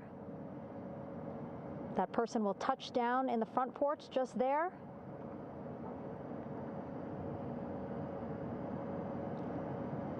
The crew members already outfitted with a harness that will allow them to quickly attach to the hoisting device.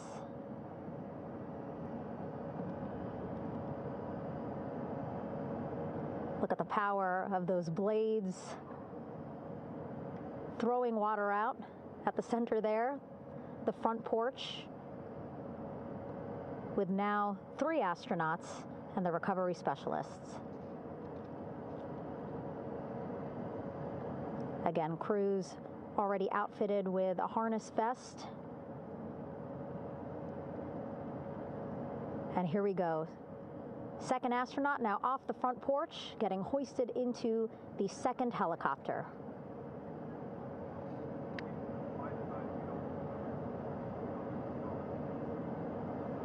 That helicopter will now hover just a distance away to give room for the first helicopter to come back and pick up the third astronaut.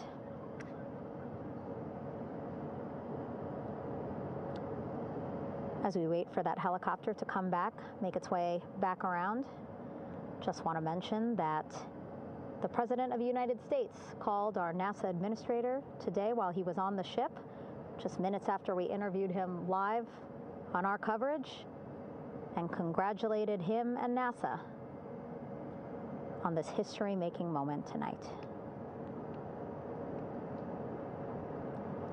Helicopter 1 again hovering 40 feet over the front porch.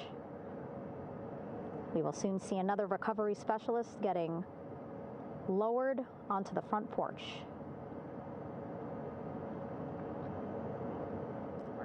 Wow, imagine sitting on that front porch, the wind, the water. But again, the recovery team determined that a helicopter flight back to the ship here would be safer, faster, and more comfortable for our crew who just completed a 10-day mission around the moon. Third astronaut in the air, getting hoisted quickly back into the first helicopter now.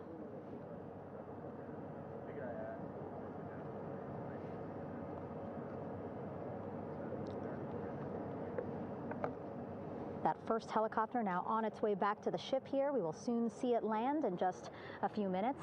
Again, all this action happening just 3,000 yards away from us, so a very quick flight back to the flight deck. And now the only person left on the front porch, Commander Reid Wiseman. That second helicopter now making its way back over to the front porch. Here it comes.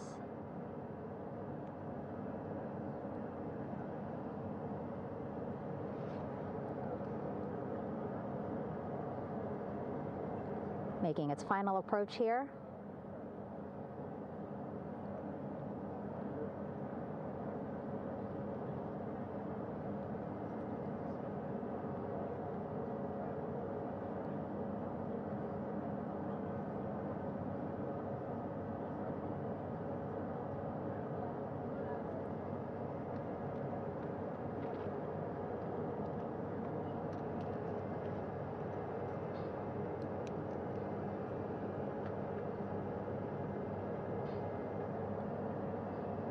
The last astronaut, Commander Reid Wiseman, now off the front porch and almost into the second helicopter. Both now on their way back to the ship where we are, the USS John P. Murtha, just west of San Diego in the Pacific Ocean.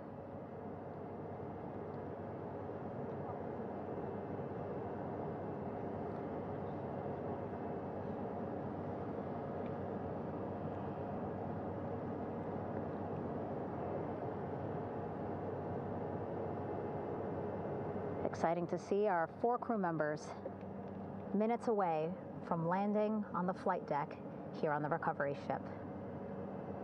550 people on this ship, excited, ready, anxious, looking forward to welcoming this crew aboard.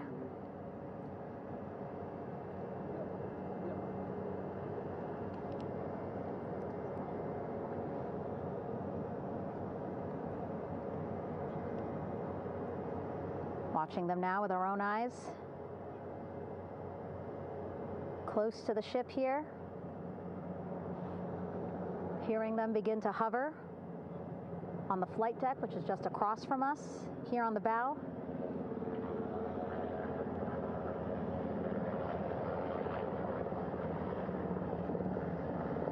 The first helicopter coming in.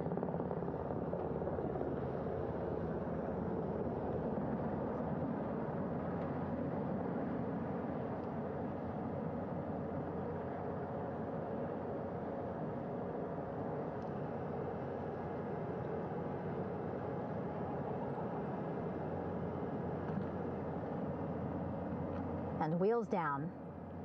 Wheels down of the first helicopter carrying 2 of our Artemis II crew. Pilot Victor Glover and mission specialist Christina Koch.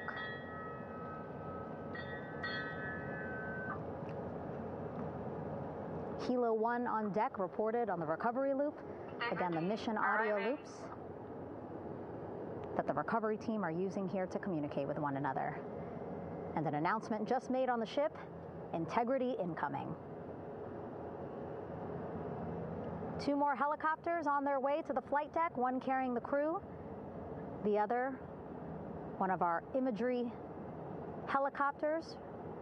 Again, kudos to our imagery and aerial teams for giving us these beautiful views of history in the making.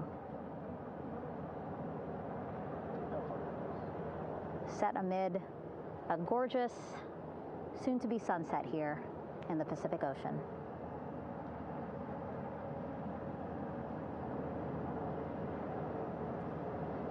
The second helicopter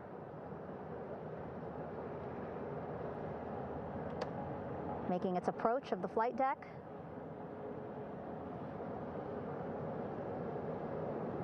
Plenty of people here on the bow with their cell phones out, filming this moment.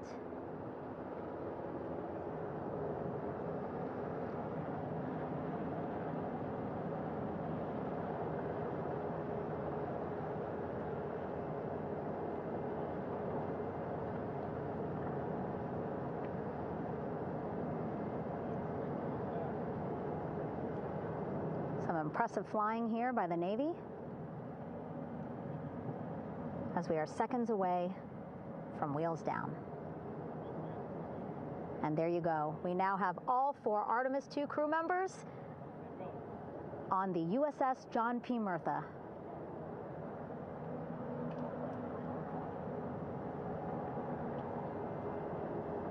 I'm sure they're happy to be out of the water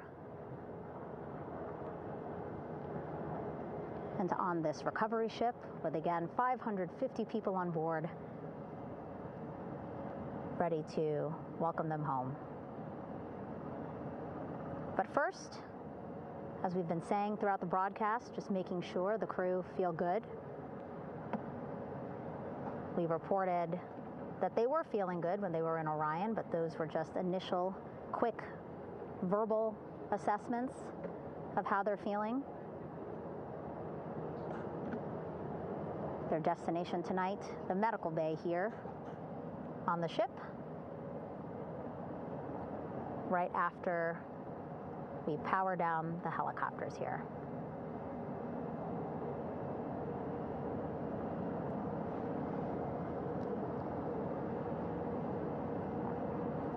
The team on the flight deck working quickly but methodically.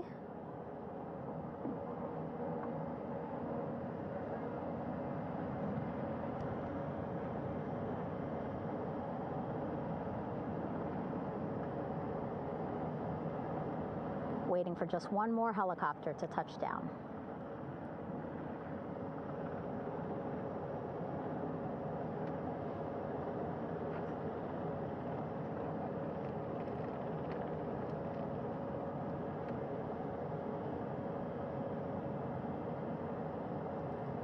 Very limited personnel here on the flight deck. Restricted maneuvering doctrine is in effect. As that third helicopter touches down.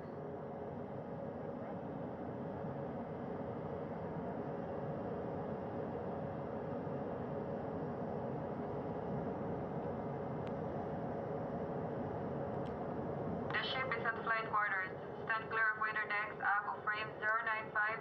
Burn no cover stop side. Throw no articles over the side. Hold all trash and garbage on station. Flight quarters. While just a few folks on the flight deck itself, there are plenty more on some upper decks. I see in some of our views a very packed crowd overhead. Announcements being made over the ship's loudspeaker system, reminding folks to stay clear of operational areas like the flight deck, so that teams can work quickly to get the crew off of the helicopters and into the medical bay.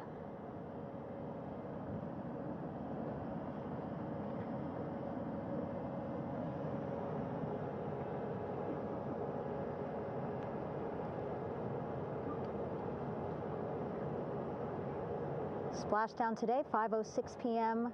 Pacific time. We are within 2 hours of that splashdown time, and already we have all 4 crew members on the flight deck of the USS John P. Murtha.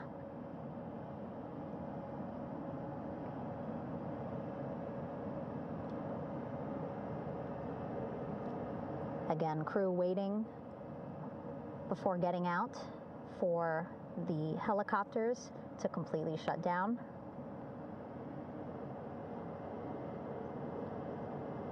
Safety, of course, very important to NASA and the U.S. military.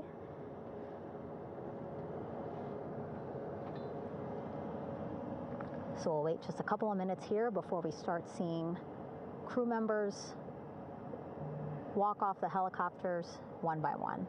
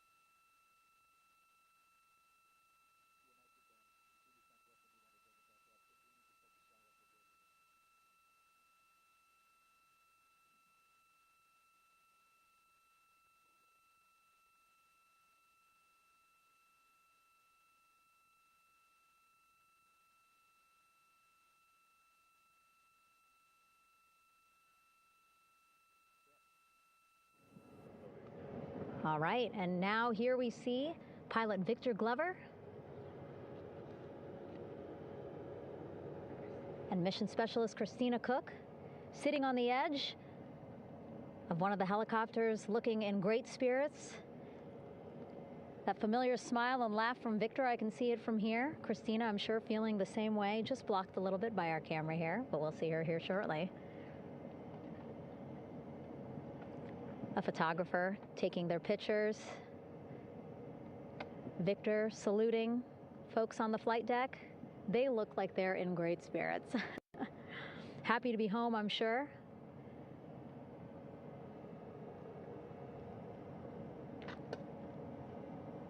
If you're sitting at home, I hope you too are wondering, what would you want to ask them if you got a chance to talk to them? Because that is what I'm thinking about. Getting the opportunity to talk to or ask questions of these 4 astronauts who just made history as the first crew to return to the moon since 1972.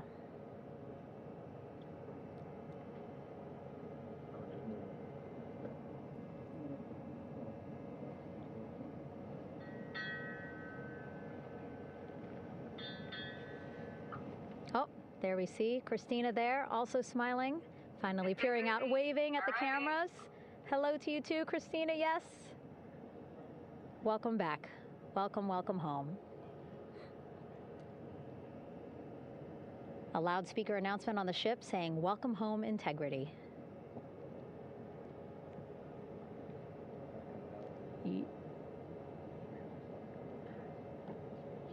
Victor in great spirits. I can't see who he's talking to, but I kind of think that he might be talking to his other 2 crew members. Shouting from across the flight deck, congratulations to one another.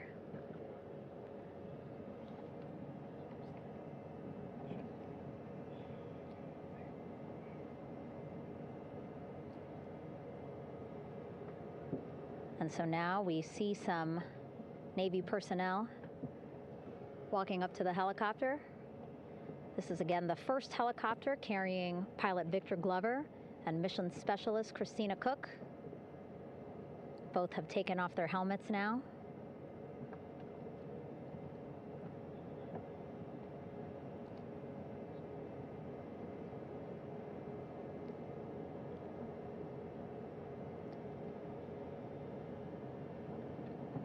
Some pictures, video to catalog this historic moment. A beautiful sunset just behind them here in the Pacific Ocean. Golden hour. These pictures will be beautiful.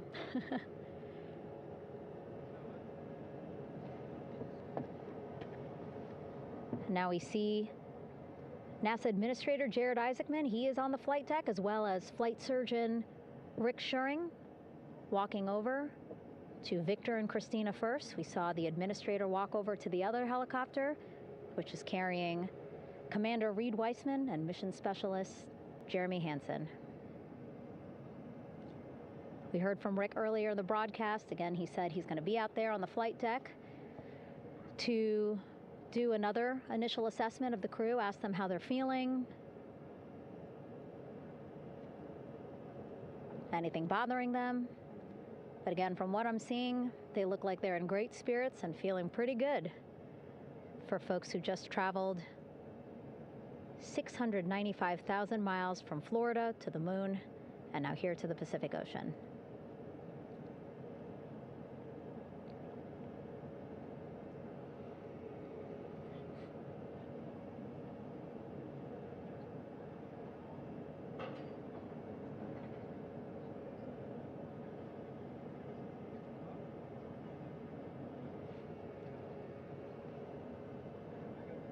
We're now seeing NASA Administrator Jared Isaacman walking across the flight deck. He had been talking to Reid and Jeremy, now approaching Victor and Christina.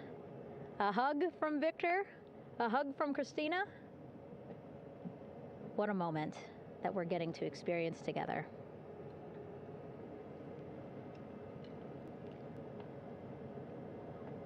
I'm sure congratulatory words. You know, we got to speak to the administrator live on this broadcast as well, and he said the kid in him right now, giddy, absolutely giddy at what we were able to accomplish today. Returning them home safely and in good spirits after a 10-day mission around the moon. And here we go. We're seeing Jeremy walking, waving across the flight deck, now on his way to the medical bay.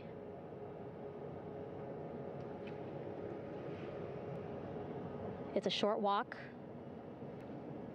less than a minute. Again, that's why the recovery team decided to use helicopters to get them on the flight deck for that short walk to medical bay. And now on the flight deck, we see the chief of the astronaut office, Scott Tingle. Rick Schuring switching places. He's going over to the other helicopter. Big hugs from Victor, Christina to Scott. Again, a gorgeous sunset setting the stage for this recovery tonight.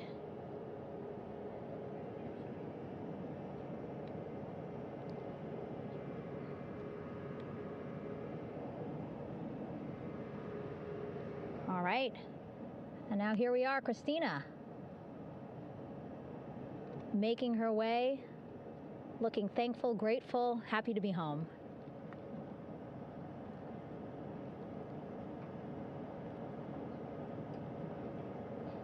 You can see she's looking up. Again, lots of people, just a few levels up off the flight deck,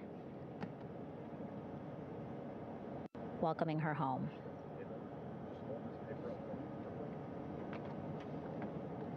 Scott holding the door like a gentleman, but back on his way to the other crew still on the flight deck.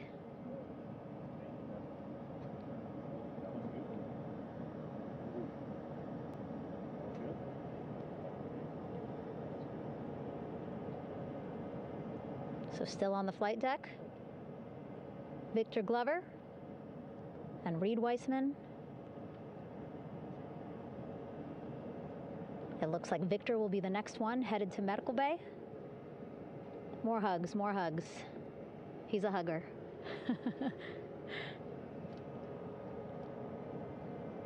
Victor looking good as he walks across the flight deck. NASA Administrator applauding.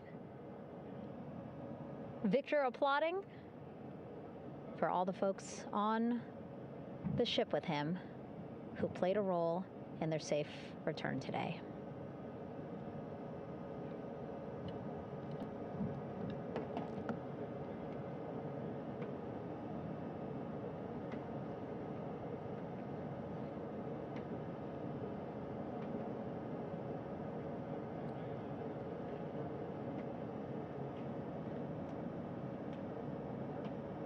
And finally, just one Artemis II crew member left on the flight deck, Commander Reid Wiseman.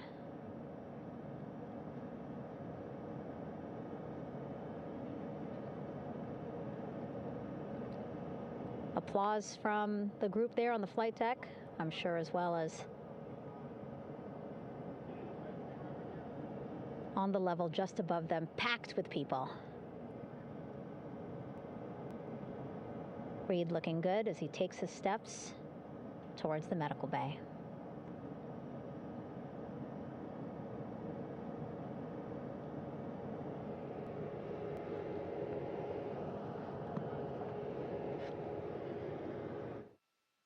See our 4 Artemis II crew members back on the ship.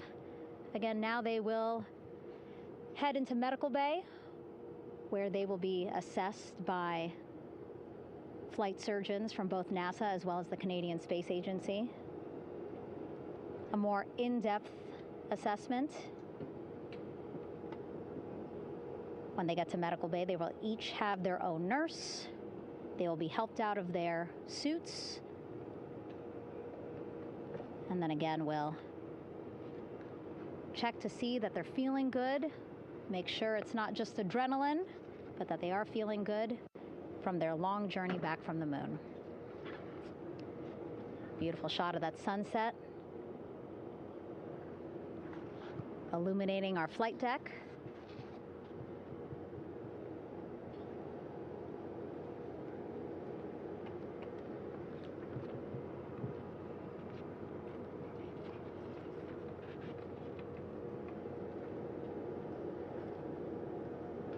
All right, and now with our astronauts safely on board, I want to welcome on Artemis Recovery Director Lily Villarreal.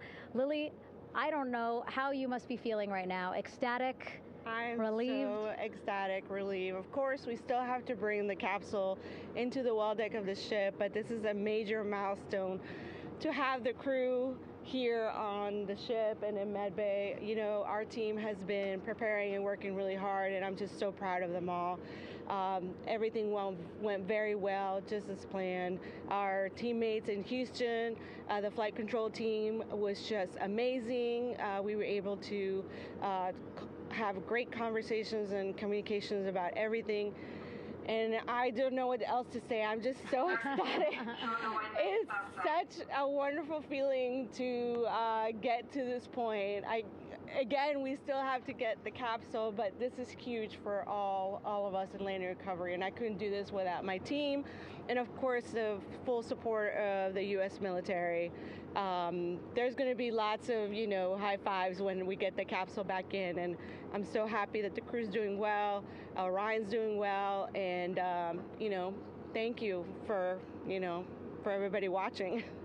Yeah, it was great to watch the crew come back to the ship with you. How were you feeling when you were seeing them looking so happy to be home and feeling really good? The funny thing is that we had video of them from inside the Orion vehicle. They were like that from the beginning. When we opened the hatch, they were already out of their seats, having a good time, waiting for us to open the hatch. And they opened the hatch, and of course we did the first medical assessment. Everybody was doing very well, and they were just having such a great time with the medical team that was inside the capsule. I think they were all taking selfies with the phones that they have, probably talking about what they saw, and it was just smiles all around. They were having such a great time. And then we put them on the front porch when we were ready to put them on the front porch. And again, you could see they were just so ecstatic to be home and talking to everybody. So we were very happy to see all of that in the control room of the LFOC. How remarkable is that? Again, if we think about their journey, the 695,000-mile journey around the moon and back, coming back at 30 times faster than the speed of sound. I mean, how remarkable is that they are in such good spirits? I mean, this is an amazing crew. I think you guys have seen it for the past 10 days. They're wonderful people, and we're so happy that they brought us along on that ride. And I can't wait to see all the additional videos and pictures that they have that, we'll get a hold of now that they're back on the ground. And I can't wait to hear how, a little more than what we saw on the press briefings from the crew about what they saw. It's just fantastic. Some of my favorite people around this 10 days was the science team and how excited they were. And so this is exactly how we feel in the landing recovery team when the science team went, oh my goodness, when they heard all the discussions about the moon. This is exactly how we feel now in the landing recovery team. We're so ecstatic.